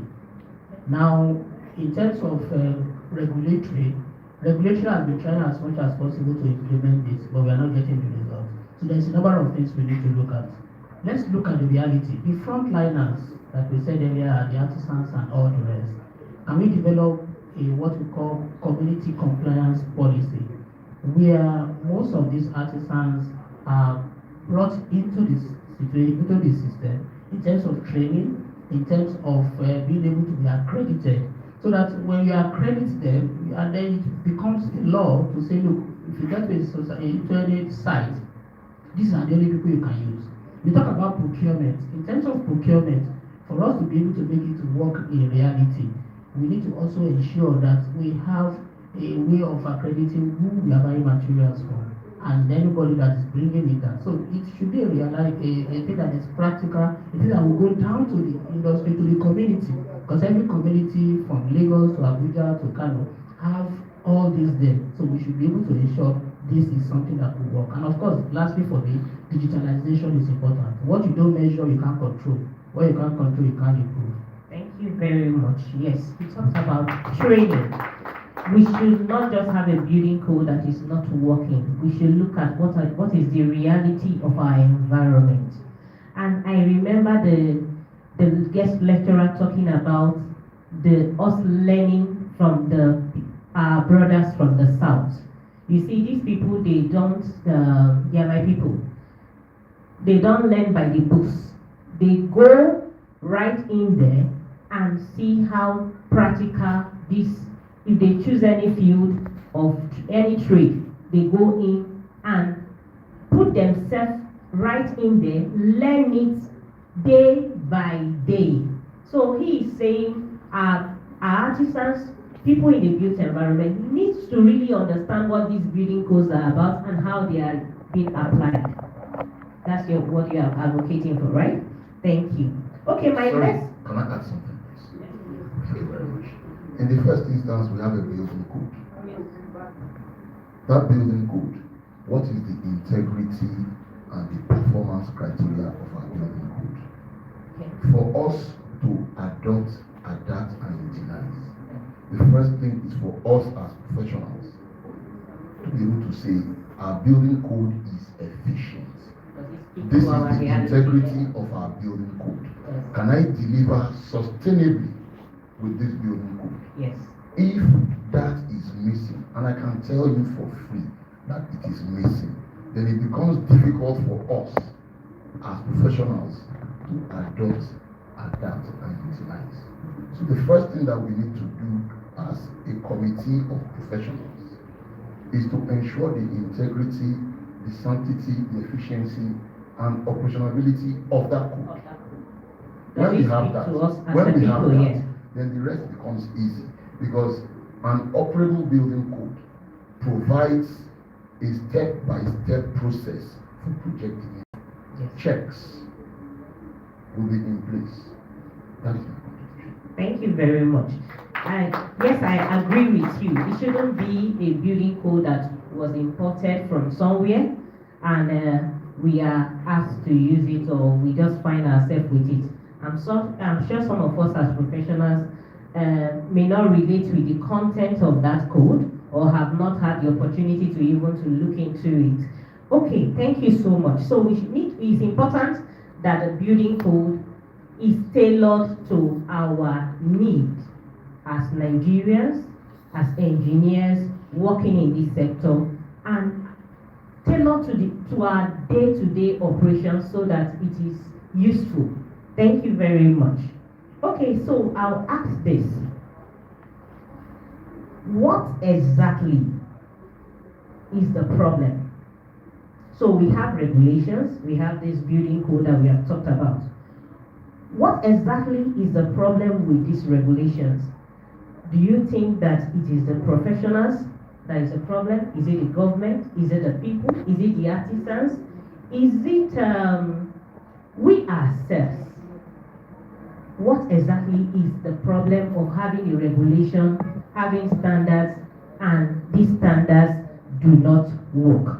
I can see Engineer Kamal nodding his head. You can't wait to answer the question. But I must say yes. Thank you very much. Yeah. This time around, there is not, when we're talking of that, the issue, we don't have to exonerate anybody. It's a combination of chain of failure. So everybody is involved, even from the professionals. How do you turn yourself to, just stamping consultant without even going through, the content of what you are doing. So as a professional, as a current engineer, there's a need for you to ensure that when you are checking on anything, you have to, before you sign up, it has to be duly vetted. And you don't encourage a situation whereby you just hand over your responsibility to the former. When you have a design okay, a detail, I go and do this because the person is used to doing that thing. So just an issue, the fact that these people, all these artisans, they know how to do that thing, but when they are doing that thing, they don't know it. So it's beyond us as as a professor to check all these things. Then even the end user, the clients too, they have to be, very careful in all these, the area of not checking anything like, there's what we call the material maintenance test certification. All this you have to, when they are the client, because you are the owner of the money, so you don't need to, even if the engineer, suggest to you that you have to do this, you have to do that, so I'm the owner of my money, so you don't need to, tell me what to do. So we try as much as possible to reject all this certification. So as a result, so everyone should be involved. Even on the part of government too. You understand? Government need to. But when you promulgate a law and you don't even enforce it, it become an entertainment. So government need to try to upscale their. So that's fine. Thank you very much, Mr. Akinola. Do you agree with him? Thank you very much. Yes, I agree with him and the previous speakers. The key point that I haven't heard is, but I believe Engineer Kamal is trying to make is that there has to be policy. It's not enough to put together regulation. We want professionals to adhere to those regulations in their day-to-day roles on various project sites. It's also important that the regulators are able to police. I mean, even in Rome, there are people that steal. And so in Nigeria and in the construction space, you'd have professionals that will take shortcuts, artisans that, of course, are not knowledgeable enough to do carry out certain tasks. So there's got to be the policing. There's the regulatory body to go out to project site, building sites, make sure things are being done in accordance to what the books say. As with everything in life, and in fact in Nigeria as a whole, we have laws. If you get caught by a policeman in the middle of nowhere, that's when you know that they know the laws and that we have laws. It's the implementing of those, is the actual policing, I guess, is the key word of those regulations. That's also very important. Thank you very much. And I think it should even start from our project site. There is one thing I do. When I go to site, when you call me an engineer, I'm a QS. I tell you I'm not an engineer, I'm a quantity surveyor. When I hear you calling an artisan engineer, I stand there and correct you. He is not an engineer.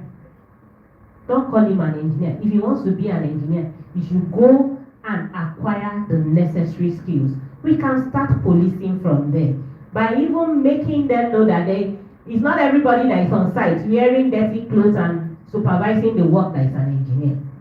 So that is robbing us of our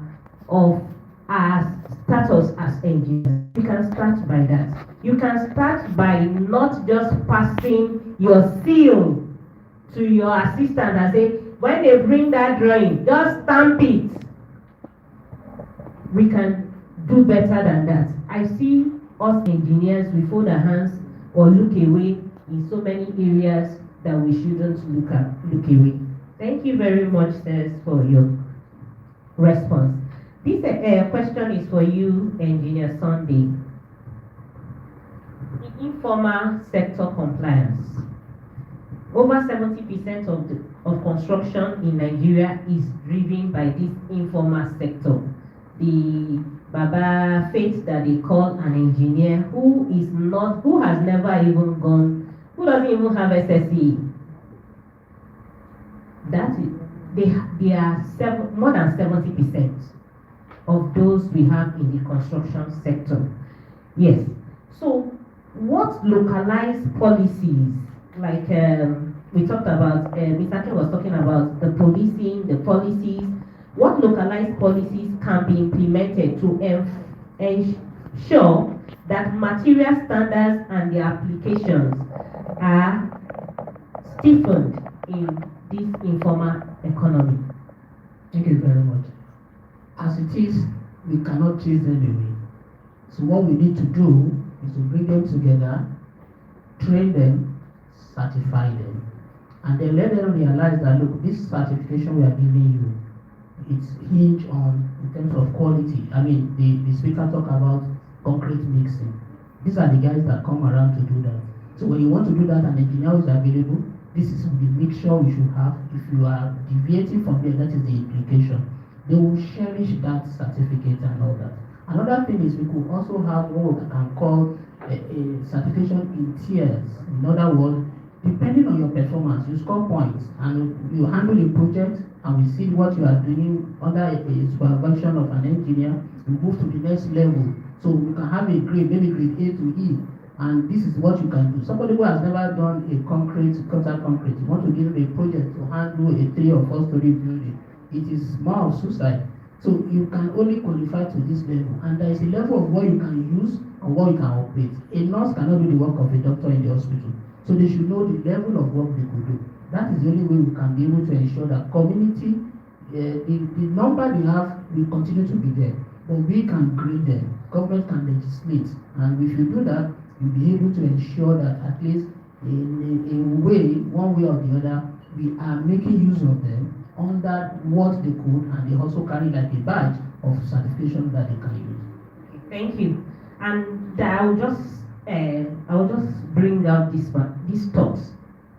Is it possible for engineers to learn these skills, this trade? Your company is Mega Paint, right? Yes. You hardly see an engineer, a qualified engineer, who can apply paint correctly. So, what we don't know, we are not able to impart others to do it. So, a lot of us, is it possible for us, for these informal sector guys to learn from us beyond the instruction, the books, can they see an engineer lay asphalt correctly? Can they see an engineer lay tiles correctly? Can they see, is it possible that beyond the training of do it like this, can we have is it possible for us to have professionals who truly can do this? I remember the guest lecturers saying we should go and learn the trade. Is it possible? Is it a way forward? Let's have Mr. Akin respond. Yes. Thank you.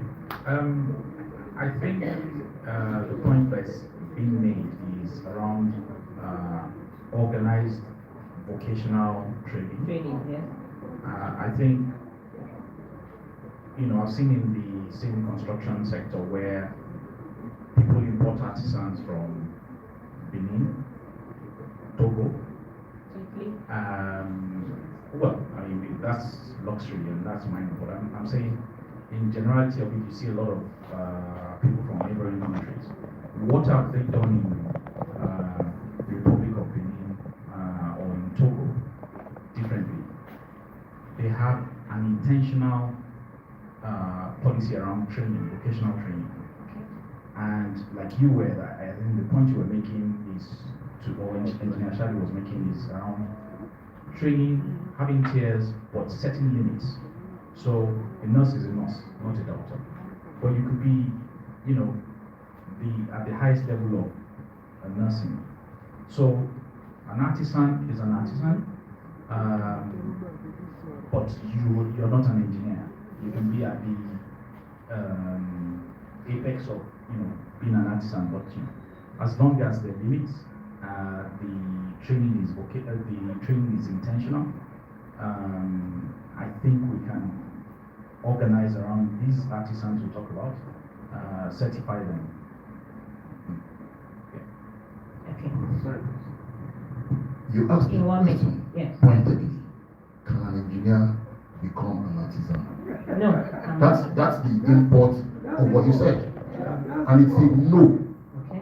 An engineer is an engineer with the responsibility of ensuring that the works are executed according to specifications. Okay. It is the job of the artisan to do the work of the artisan. Okay. What we need to do is to be intentional on applications and ensuring that those standards are met. Thank you. Okay, thank you very much. That's very correct. Thank you so much. Okay, a question for you, sir. Before we have just like, we have less than 10 minutes to round up, but I just want to ask Engineer Kamal, in your view, what do you think we can do to reclaim the built environment value chain? What can we do as an investor in this sector? What do you think we can do? Yeah, thank you. Yeah, like my colleague had rightly said, we have to be deliberate and intentional. Deliberate? And deliberate and intentional. For example, addressing the issue of quackery. The government has to, you must criminalize them. That when a quack is a quack, government must, promulgate a law that will criminalize all these things. So you understand? Yes. Then in terms of probably doing solid work, even the contractor doing the solid work should be blacklisted. Yes. And we can even do it by even encouraging the citizen, toll-free, for the citizen, they see a contractor doing a solid job. You can like a whistleblower. I want to encourage that, you can even, do a kind of rewarding those that are blowing the whistle.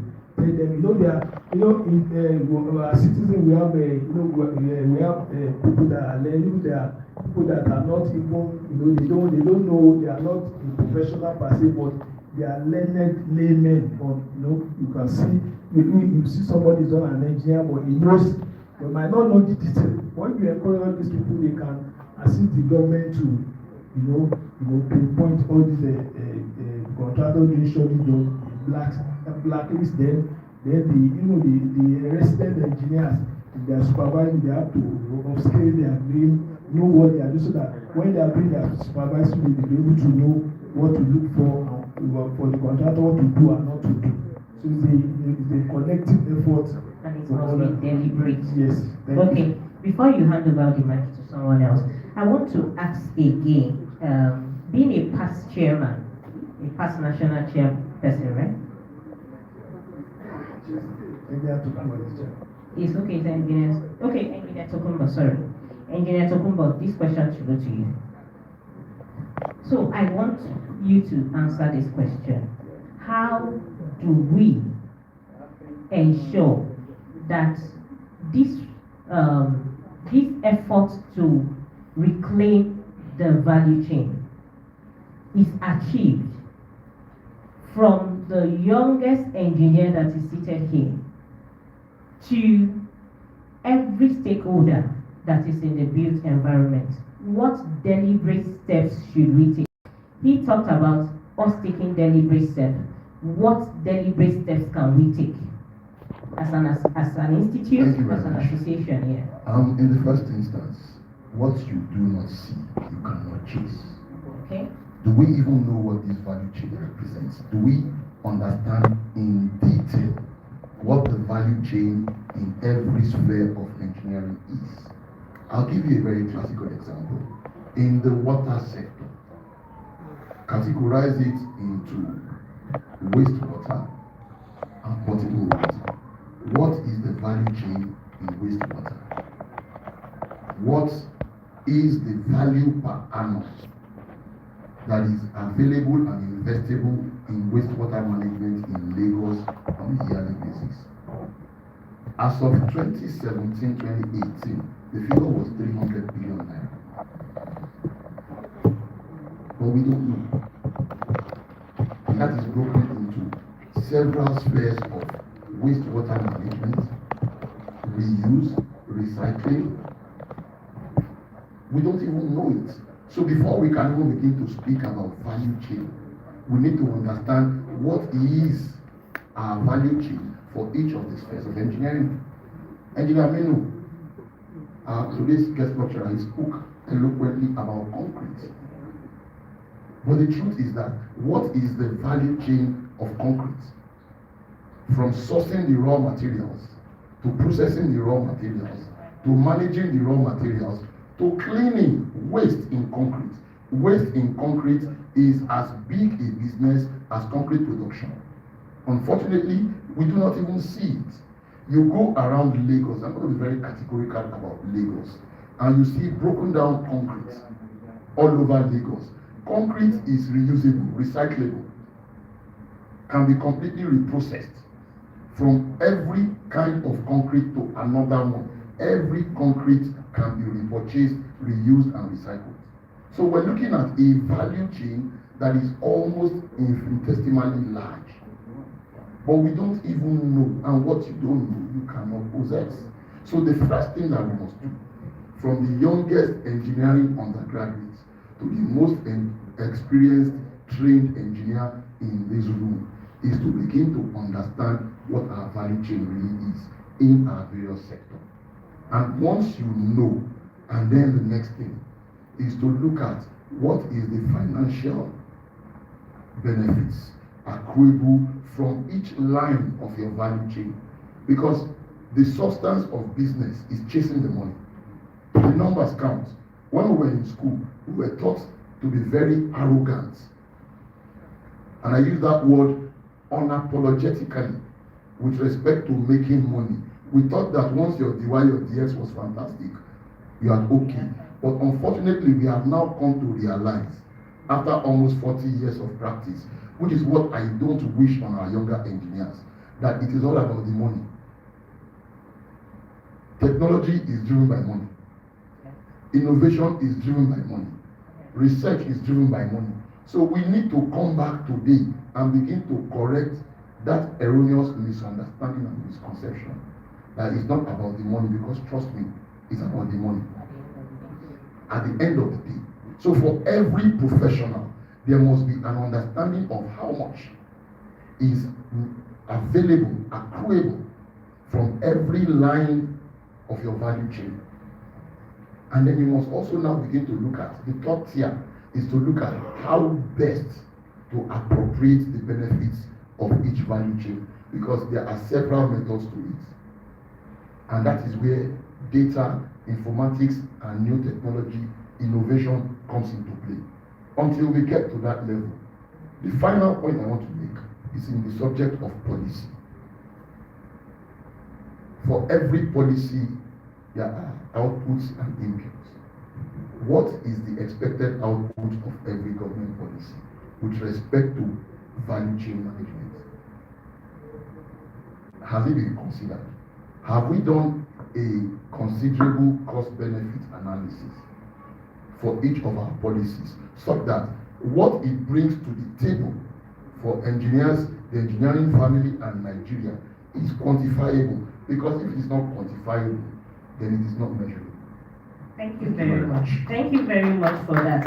And before we round up, I just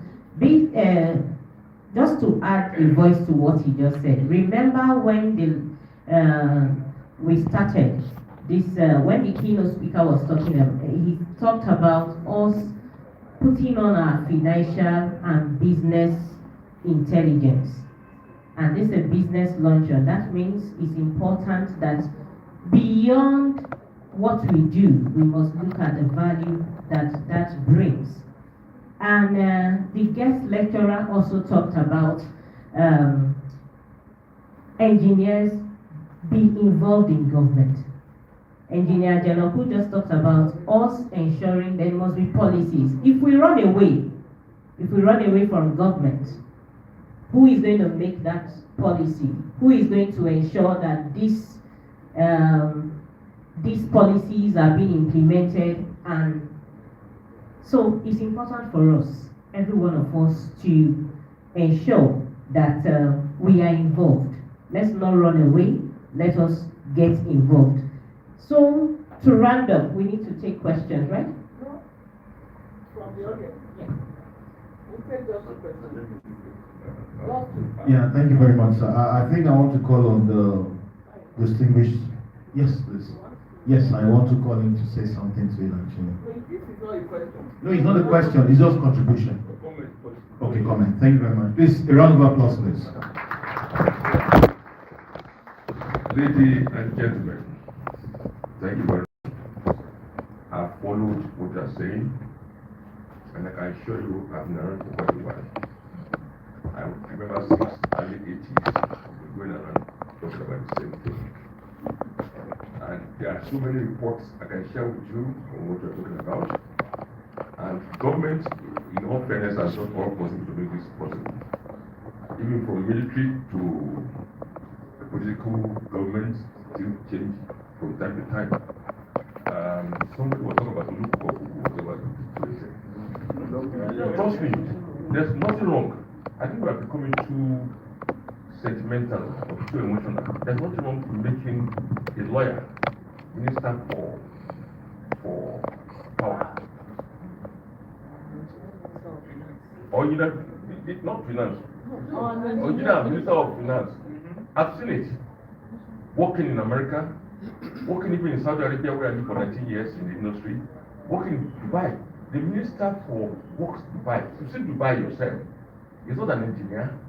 He's, although social media claims he's an engineer, I know he's my friend, Akani. He's actually he studied political science. So, it's structure that is missing, and that structure existed. I traveling from Ibadan to Lagos, and people complain that this road is slow. And I look at the road, and I find there, opposite what you are saying, lots of engineers, 5, 7, 8, 9 engineers. We don't even more than 1 or 2 there. Artisans, workmen, laborers are all missing. So, and they now 5, 10 men. Can't you imagine the amount of work that needs to be on that road? The amount of carrying, compounding, and all the like. So, we should spend more time and effort in making sure that we follow those standards and those procedures that are already existing. That's what we spend time doing, not asking for us to rewrite. How many of this are we to write? We can review, we can make it better. But to start saying here that we don't have standards, it's not correct. I can say that to you. I've served in government for many years, and I can say that those things that existed, they are not following. What you need is a minister with good governance and management ability. Governance is the most important aspect that anybody standing in that service and having to manage people and have an idea and visionary. We need visionary leaders. Without visionary leaders, we cannot do anything that is great. That is what is missing. Not to make a minister for, you don't look like an accountant and minister for works. And so what? What does it matter? Ministers they just have to be visionary, come with vision, and pull together people who can make it happen. And that's what we look at. Thank you very much. Thank you very much, sir. Yes, we should have structures in place, and we should ensure that what we already have, we are putting into use and ensuring that it is being properly utilized. Thank you. Yes. Time for questions, right? Okay. Please, do anyone Yes, want? Let me please, see. no bad. I have 1, 2. Okay, 2. Just the president said just 2.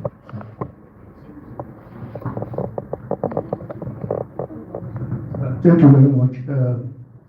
The President of the Nigerian Society of Engineers and all due protocols observed.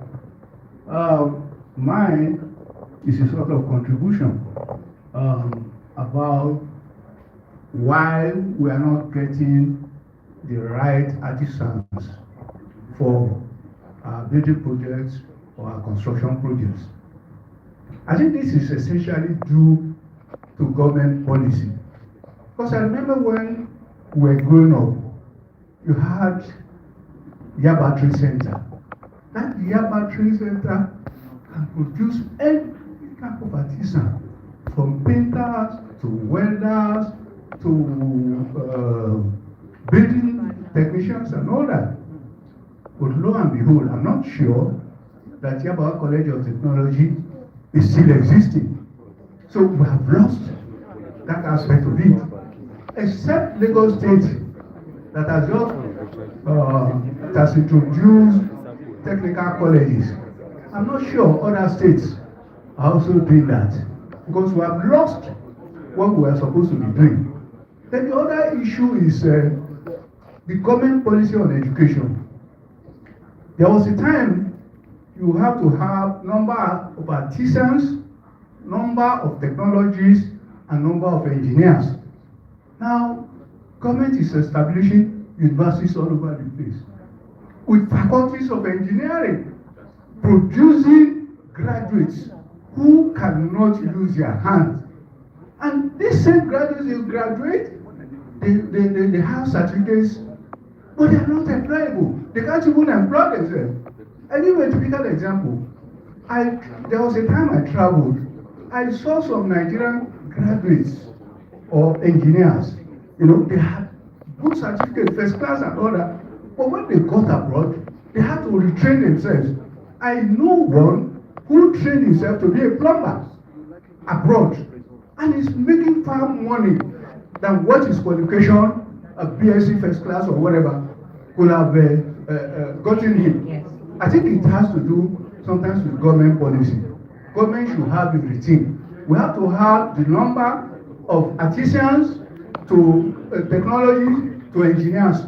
But the thing is upside down now. There are more engineers in the system than we have technicians and artisans. So that's my contribution. Thank you very much. Thank you very much, sir. So thank you very much for that contribution. So now question, I hope your question should just summarize it, please. Thank you.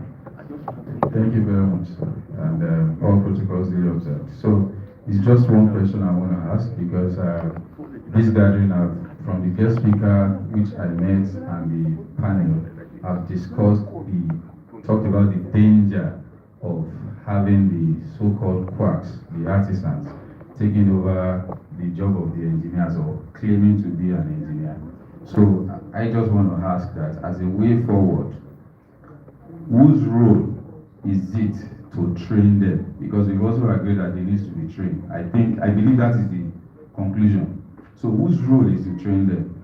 Is it the engineering associations, or the government, or the businesses, the private organizations, so that we can know that, okay, do we start to look at that as a business, training the artisans, certifying them as a business, or is it even a collaboration? Then if it's a collaboration, who drives the collaboration?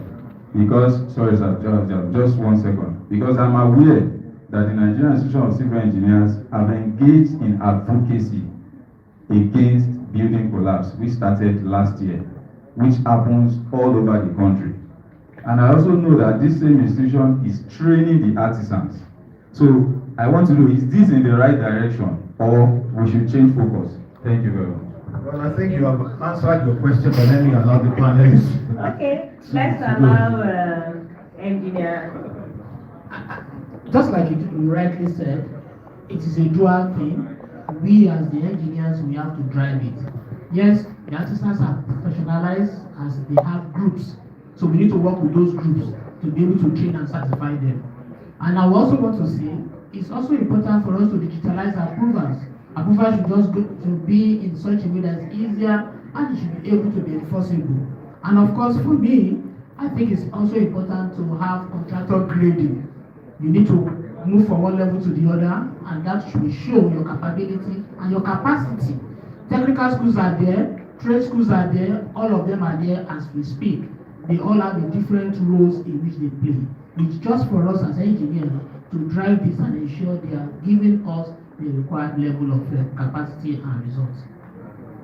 Thank you very much. I hope that answered your question. Absolutely. So I think as we round up, I just want us to just, every one of us, every one of the panelists, I want you to just give us something we can take away, but you will address different sectors.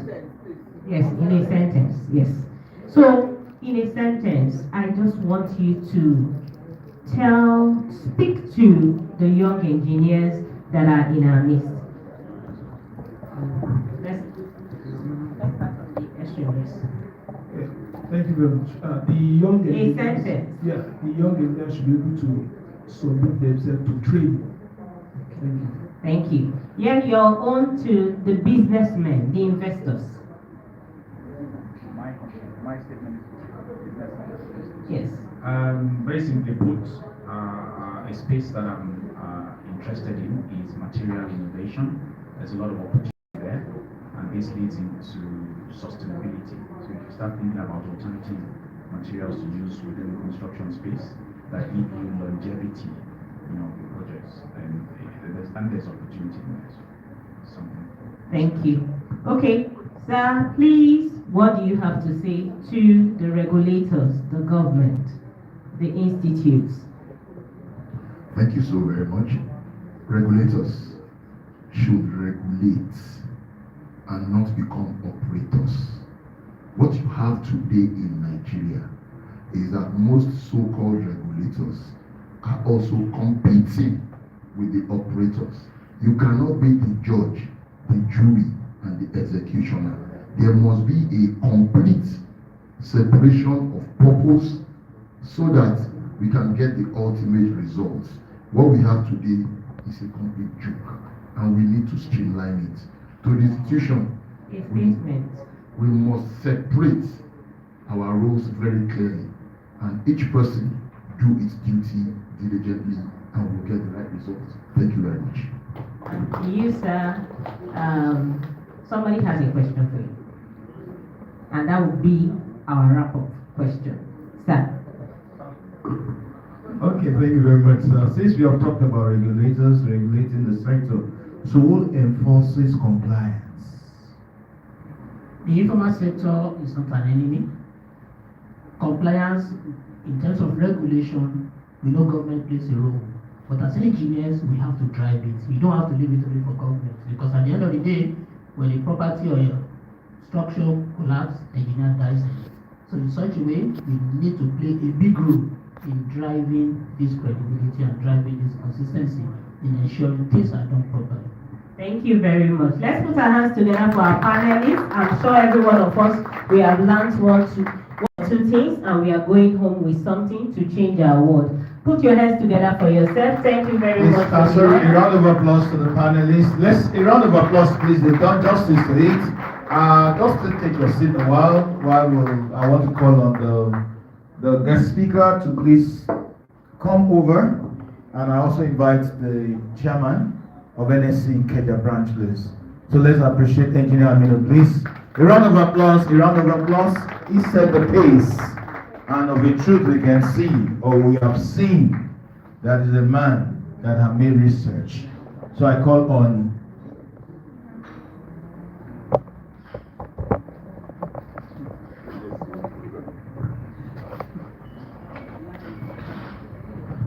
Thank you very much. It's my honor again to be here to present a plaque of appreciation to our speakers, our panelists, and the guest speaker. And once again, want to call on the NSC President, Engineer Masuya Arabi NSC, ably represented by our own Engineer Norman Betukana. So please join me here to appreciate our speakers.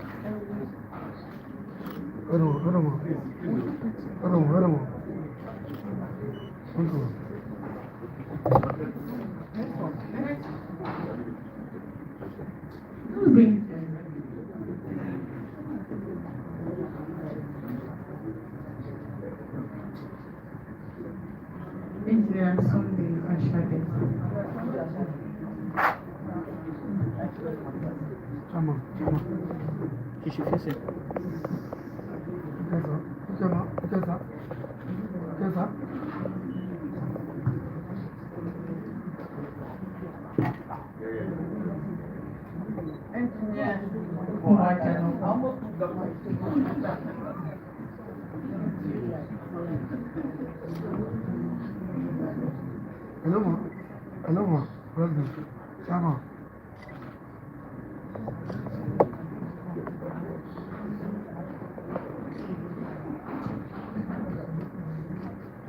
Engineer, come out, madam.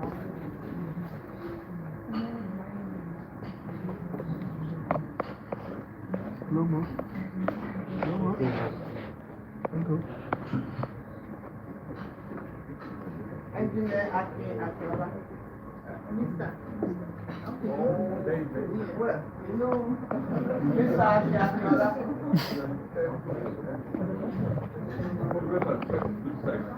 Hello. It's an accountant by profession. Sir? Excuse No, me. sir. Look at that. Look at that.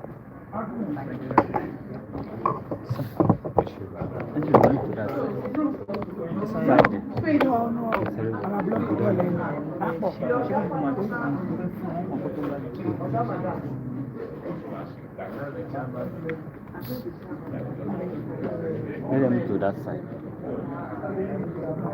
Media now and name of record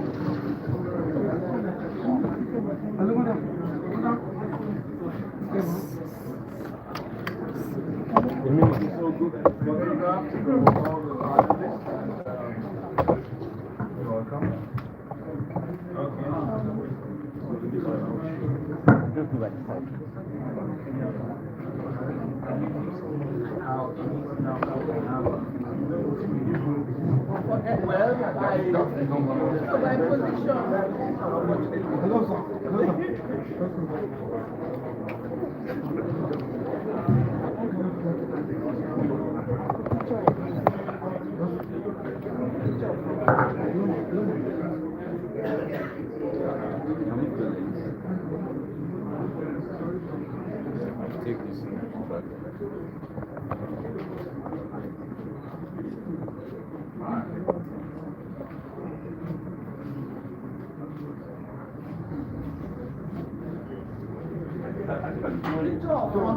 Yes, sir. We even need to do the front. Thank you, sir.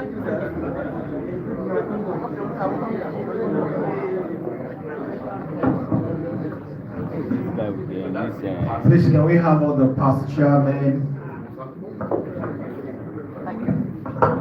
past presidents?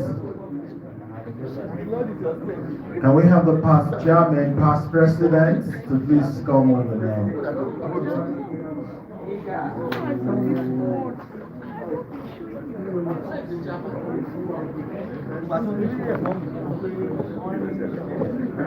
Past chairman, past president. Engineer Akinola, past chairman.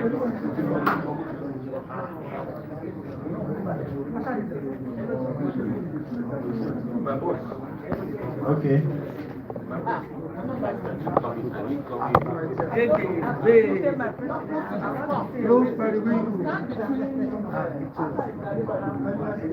Sorry, it's too long. It's too long. Can we do something, please? Oh, yeah, we are just got anyone category.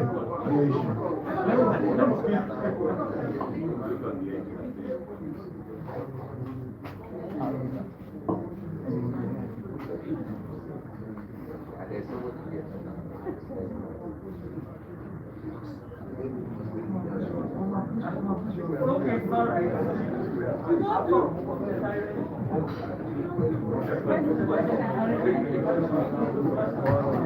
That's why that's why. Yes, he's well interested in educating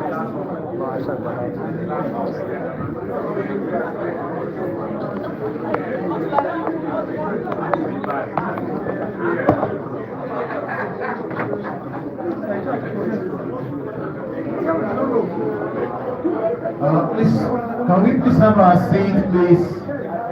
We're rounding up this program in a short while. Please, can we have our seat, please? Can we please have our seats? Can we please have our seats just for a while, please? Okay, so whilst we're exchanging pleasantries, can we be seated? We're rounding up and we want to quickly unveil our lead card.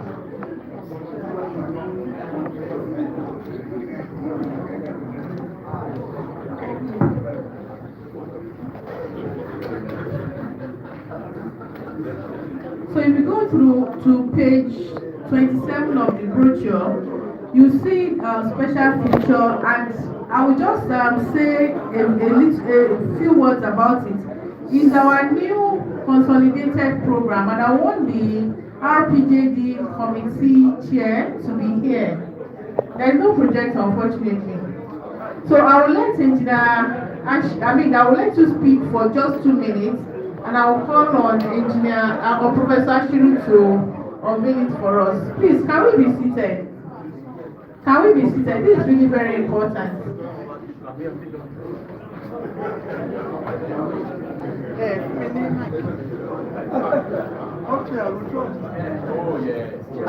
Distinguished ladies and gentlemen, please take your seats. Please. Engineer Fumi Akinbago, go and sit down. Hello, sir. Can we all please sit down? Guest speaker, please come back to your seat. This is a very important part of the program. Please, let us pay attention. Number 1 spouse in the Ikeja branch. Take your seat. Thank you, sir.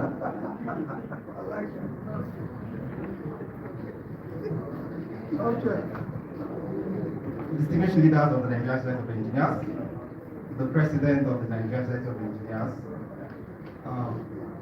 and Chairman of the Education Engineer Ali Masui Arabi, FNSC, MFR, ably represented by the immediate past President of the Nigerian Society of Engineers, Engineer Margaret Aino Ubutala, FNSC. All right, please, I would like to stand on the well-established protocol. Thank you very much. Fortunately, there is no projector to be able to paint the picture of this initiative called NICA. NICA simply means NSC Ikeja Branch Career Acceleration Program. And what led to NICA is because of the problem, the challenge, the industry challenge, the engineering development program. Despite academic qualification, professional aspirations, and mentorship exposure to young engineers, they still struggle with practical industry exposure, technical competency, and this is what the NICAP is meant to address. For young engineers who graduated out of school, it took some of them, they've learned the basics, the theory, the calculations, and the rest of them. But after school, during NYC, many of them realize that they are not being prepared for the industry, because by the time they are moving, they are transitioning from that stage to the industry will say, oh, we need somebody who can do this, who can do that. And it is at that stage that many of them began to go on a journey, like enrolling for random certification. They join all sorts of webinars just to want to be equipped, practically. But that has not been done because many of some of those things they do around, it is not structured. So at the end of the day, it leads to confusion because they have acquired a lot of knowledge and they are very confused as to which of the industry am I going into. And the gap is what NICAP is meant to address, that transition gap. NICAP is a structured, practical, and industry career development initiative designed to help engineers move from learning to competence to employability and economic value. The program focuses on technical development,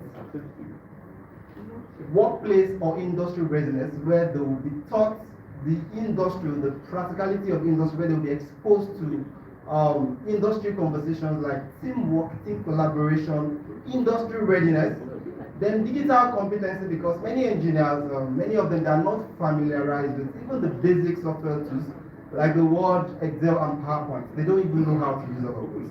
And this is a training to help address those gaps, such that people are now more familiar. They can use Excel to perform some of those things that they do manually. We've done NIBAMS. NIBAMS is a mentorship program, and in NIBAMS, many of these young engineers, they gain career clarity, they gain direction. But at best, what they have is motivation. There is no competence, there's no practical skill. Say for example, a mentor can encourage a mentee to enroll in a program, but where does the mentee actually enroll in that program?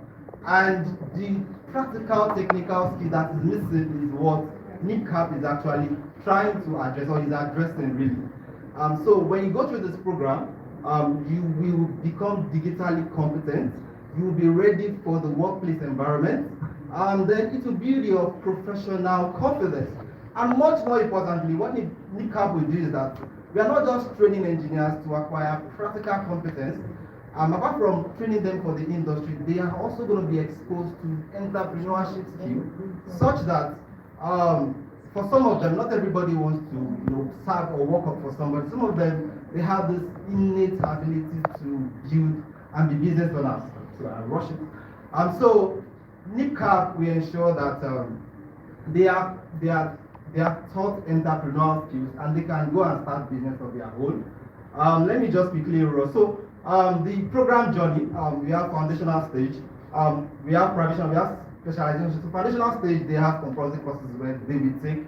The compulsory courses have to do with CV writing, emotional intelligence, and all of that. Then after that, they will also take compulsory entrepreneurial courses, in which they will be taught how to acquire business strategies and the likes of them. After which they will move to the specialization track. Specialization track is when they will now, they will streamline it. Okay, this is exactly, what interests my own career. This is the industry I want to go into. And all of those things are itemized in page 28 of the brochures that is given to you. Then after that, they are going to be exposed to practical project and assessment. So at the end of the, after they are specialized, they're going to do practical. They're going to solve industry problems. Some of them are going to do simulation live to ensure that they have really learned from the program. So they will not just be taught, this is what Excel is. They are going to practice it. And at the end of the day, we have industry connection and career leverage. And that is the end of that phase of that journey. And that is to give them job placement, industry linkages, then career support for them at the end of the day. I don't know if I have more time. No. All right, thank you very much for listening.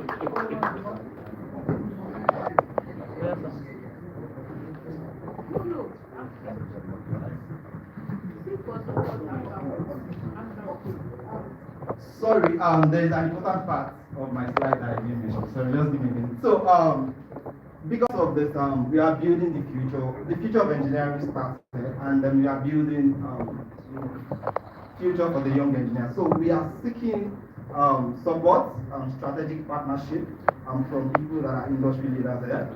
Industry facilitator, if you have internship opportunities that you can help provide for people that would have gone through this training. We welcome such. Then employment partnership as well, sponsorship, support from members, presidents, investors. Thank you very much. Please a round of applause once again. Please I call to the podium the chairman of NSC Greater Branch to please come forward so that we can go into the official launch of the NSC Greater Branch Career Aspiration Program. So I have the honor to invite to the podium distinguished guest of honor of this occasion, no any other person than Professor Oluwatoyin Ashiru, OON. Please, a round of applause, please, and welcome to the podium, please.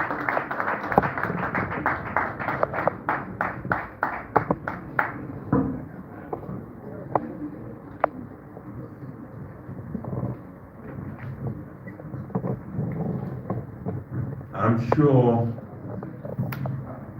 you would like to finish this in 1 minute. So, even the president has already said 1 minute, so I will finish this in 3 minutes. Is that okay? Acceptable? I had a speech or a commentary that will have taken me 25 minutes, but I've already prepared it in a PDF copy, and I'll send it to the chairman of the Kenya branch. She will put it on the platform to all our copies. If you want a hard copy and you still have one or two left, I'll be happy to package it. So I will just go straight to the business of the day. I will concentrate on the existing protocol. By concentrating on it, you forgive me if I not mention you. But I'm still very obliged to recognize the president of the National Engineer Ali Masuya Rabiu, FNSC, FNG, MFR, President and Chairman in Council of Nigerian Society of Engineers, represented by my sister, my friend, Engineer Margaret Aino Mutala. I think with that, I need to protocol thanks to all other distinguished people that are here. I also have to recognize my brother, the past president of NSC, who drove me back to NSC after partying for me for about 20 years. He was the one that brought me back to NSC, I think about 16 years ago, after partying for him. So I'm happy you are here, my brother. And everyone else,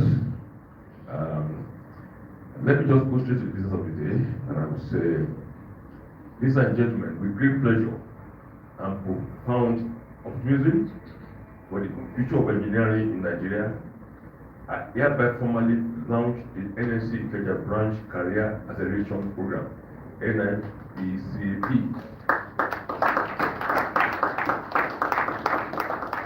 May this initiative produce globally competitive engineers, successful entrepreneurs, innovative problem solvers, and transformational leaders for Nigeria and beyond. I congratulate NSC Ikeja branch. I also congratulate the RPJT committee and congratulate and associate congratulations to the future generations of engineers whose lives and careers will be transformed through this great initiative. Thank you very much, and God bless the Federal Government of Nigeria. Congratulations. A better round of applause. A better round of applause, please. Wow. He summarized. If you need a copy of this, please let me know. I can send you the copy, and I can also,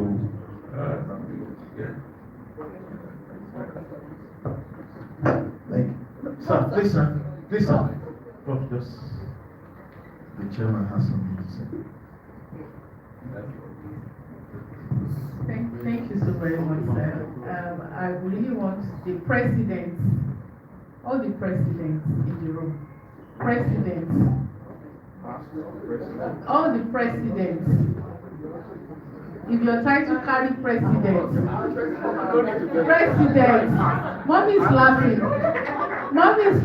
If your title carry president, all the presidents, please. Which one? Okay.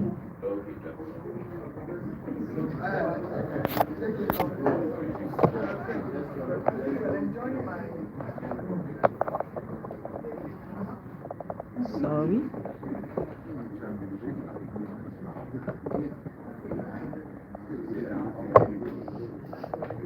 Iṣẹ́ yín ni mo ń ṣe báyìí. Àjọ wa. Sẹ́ǹtì mélòó ni fóònù yẹn? Ló máa yẹn.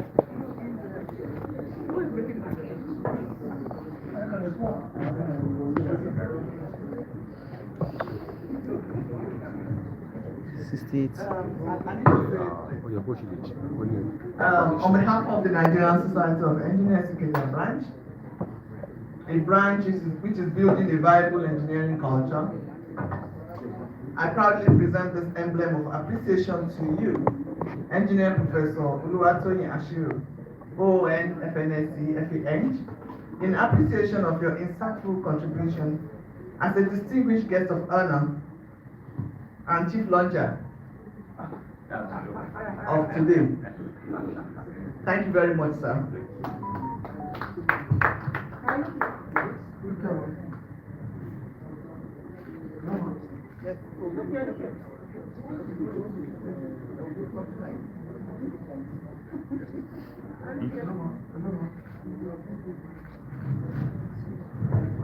Sorry, Engineer Peter, please, you can join this.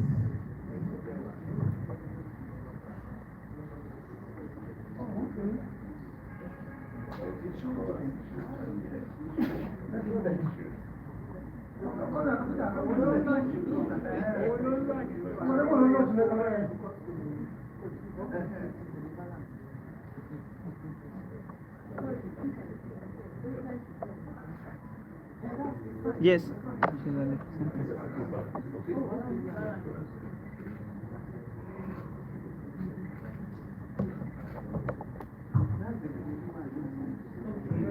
Thank you.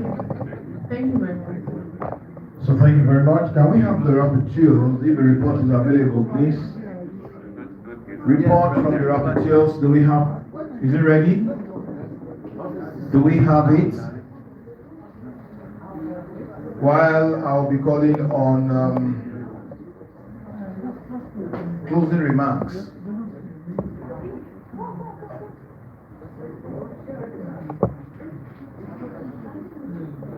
Okay, do we have rapporteurs? Do we have it? Okay, so can I call on the president, Engineer Ali Masuya Rabiu, FNSC, ably represented by Engineer Margaret Aino Oguntala, FNSC. Okay, so give us the closing remarks.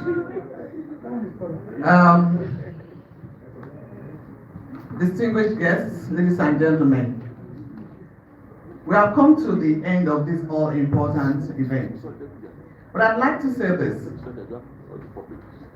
The matter of artisans and other people calling themselves engineers stems from the fact that in Nigeria we do not recognize dignity in labor. Your cleaner doesn't want to be referred to as cleaner. The housemaid does not want to say I'm a housemaid. And I think that's the major problem. So the mindset of people need to change. People have to be happy doing whatever they do. And then of course we as professionals must help them by having an inclusive operational system where we bring them together, as was suggested by the panel, and train them and make them realize that we are not in competition. You don't have to be an engineer to do well. You can do well in your career and still be respected. Having said that, I'd like to say that again, Ikeja branch has set the pace by launching the career program. It is something that every branch should emulate. I hope there are other branches here. I see Lagos branch is here, and VI branch is powerfully represented by a past chairman and former vice president. So kindly take this back home. We need to be intentional in mentoring and supporting the young engineers. And this is one of such programs. So please ensure that we have that in all the branches. And then the divisions are not left behind. They also should be ready to train young engineers, continue to offer programs that will give them opportunity for continuing professional development. So thank you very much, everyone, and God bless you. A round of applause. A round of applause, please. Can we make welcome the planning committee chairman of this relocation 2026 business luncheon, Engineer Babajide Ajanaku. A round of applause, please. Thank you very much. On behalf of Chairman NSC Keja Branch, Engineer Nimot Muili FNSC, the entire ESCO of NSC Keja Branch, all the members of NSC Ikeja branch and the planning committee of today's great event. We really appreciate each and every one for their contribution, for their support, for their prayers, to make this occasion a worthwhile. We are very grateful for everyone that are present out of their busy schedule to make it to this event today. We thank all our guests for honoring our invitations. We appreciate the NSC president for also making it here today. We are very grateful for your presence. We thank everyone present here and we wish everyone safe journey back to their respective destination. Thank you and God bless. Thank you very much. It's time for us to do something very unique, and somebody will question me. Why do we have to do it now? Apology, I don't know how to interpret it in English. There is a word that says Egunla Longbeyi. Exactly. You know? So on that note, I want to welcome to the podium the past president of the Nigerian Society of Engineers, in person of engineer.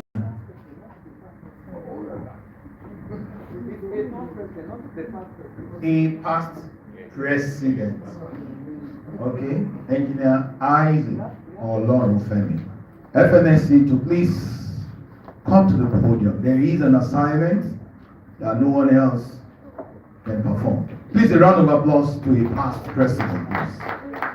A round of applause to a past president. Wow.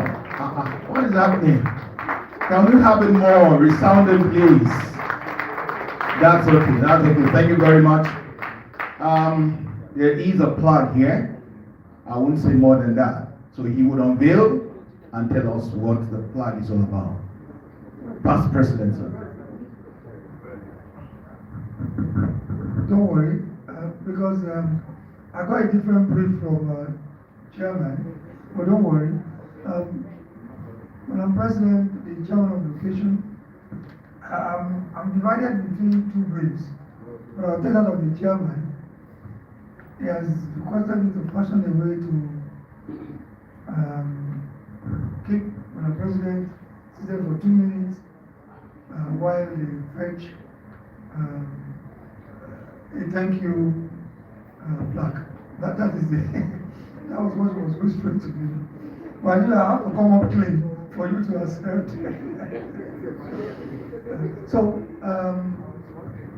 let me use the opportunity to say something. This is a very great event. I'm delighted. Just as the president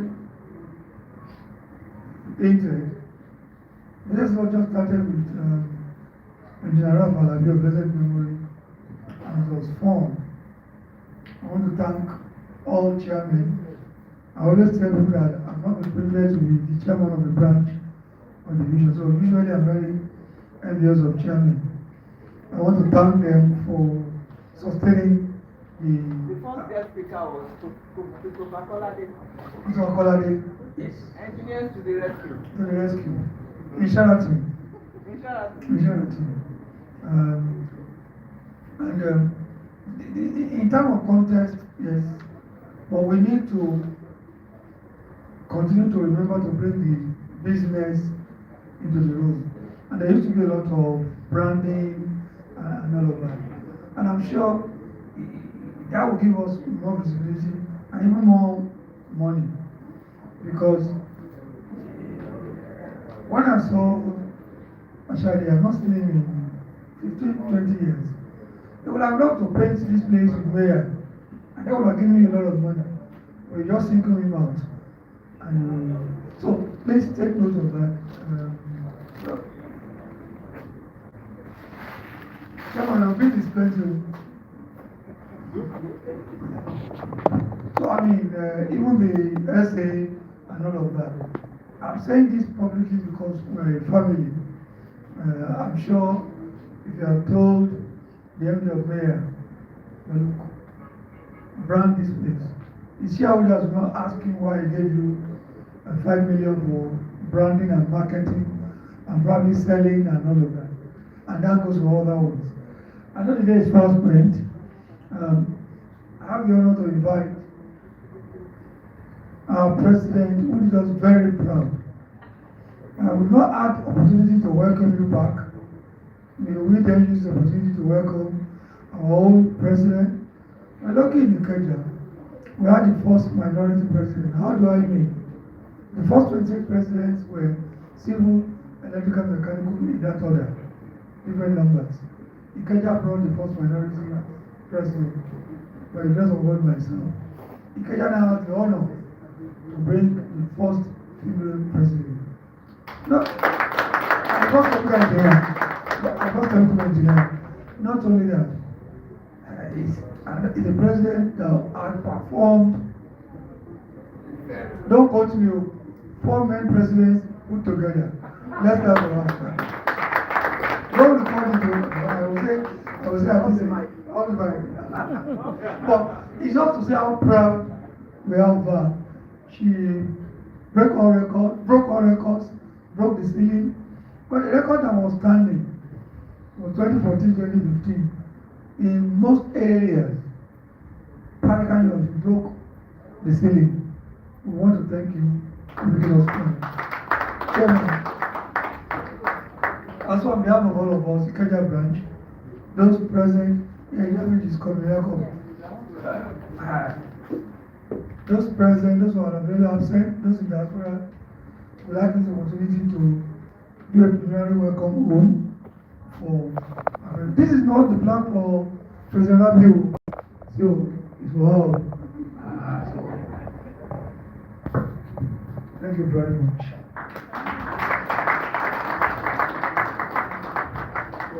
Because she was a chairman, no, I'm not the chairman. We're inviting the past chairman to please join their colleague. I come here for. But go and mean it, I can just hold this person. Kuleyoke president. Oh, what is what?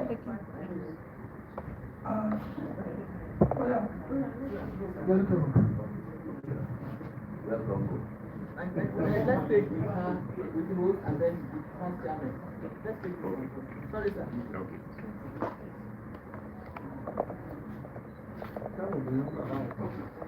Some of you know about one.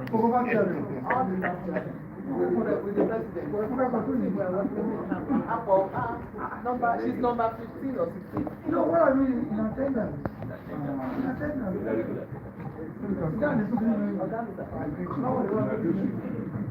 Oh, we come down. Let's come down.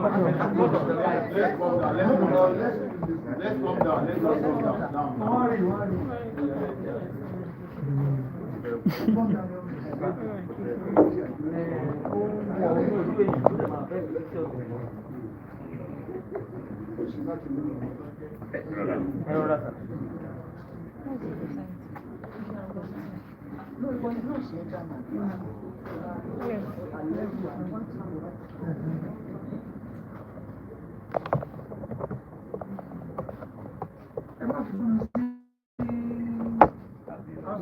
No, according to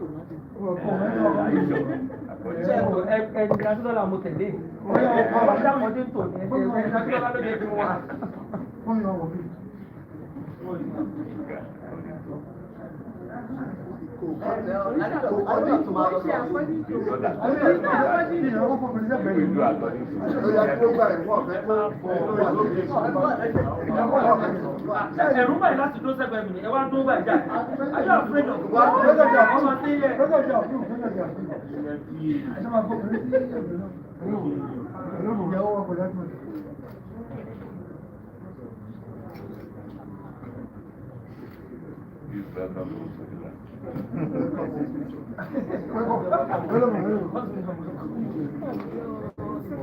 We are welcoming back. Let's take one more without the class, please. Are you taking it? Let me also take because this is it is epic. The next conversation we will join, representing the elders, a lot of you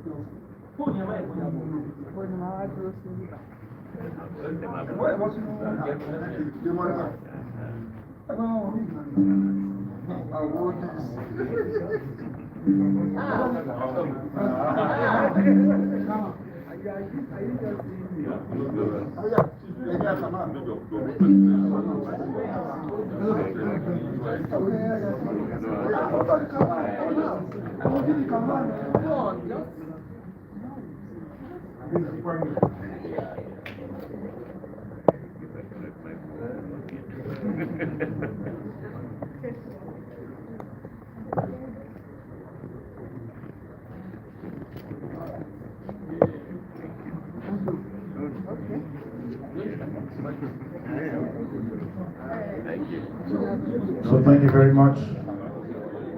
Shall we just run up this program?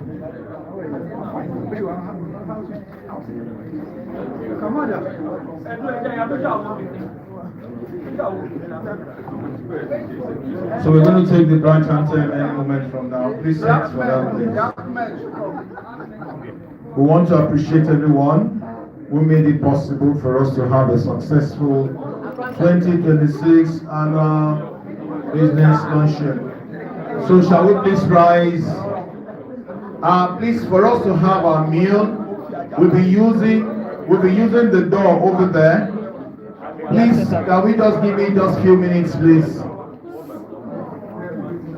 So please, we'll be using that door to move, and we're going to allow all the dignitaries to go first, then others will file behind them. Shall we please take the branch anthem, please, as we close this program? 1 to go.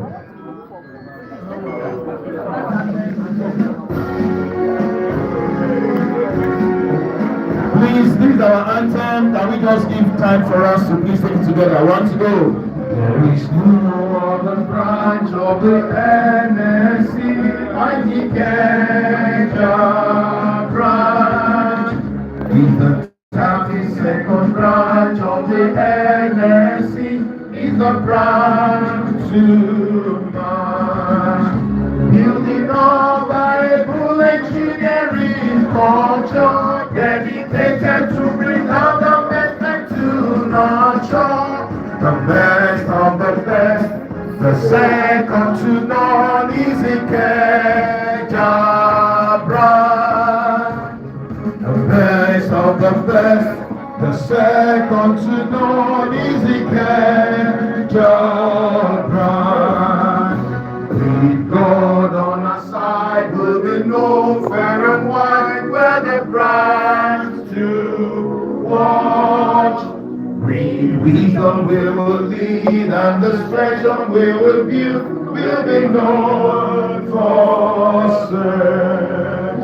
Together we will make a great nation proud, innovation and professionalism all around. The best of the best, the second to none is Ikeja branch. The best of the best, the second to none is Ikeja branch.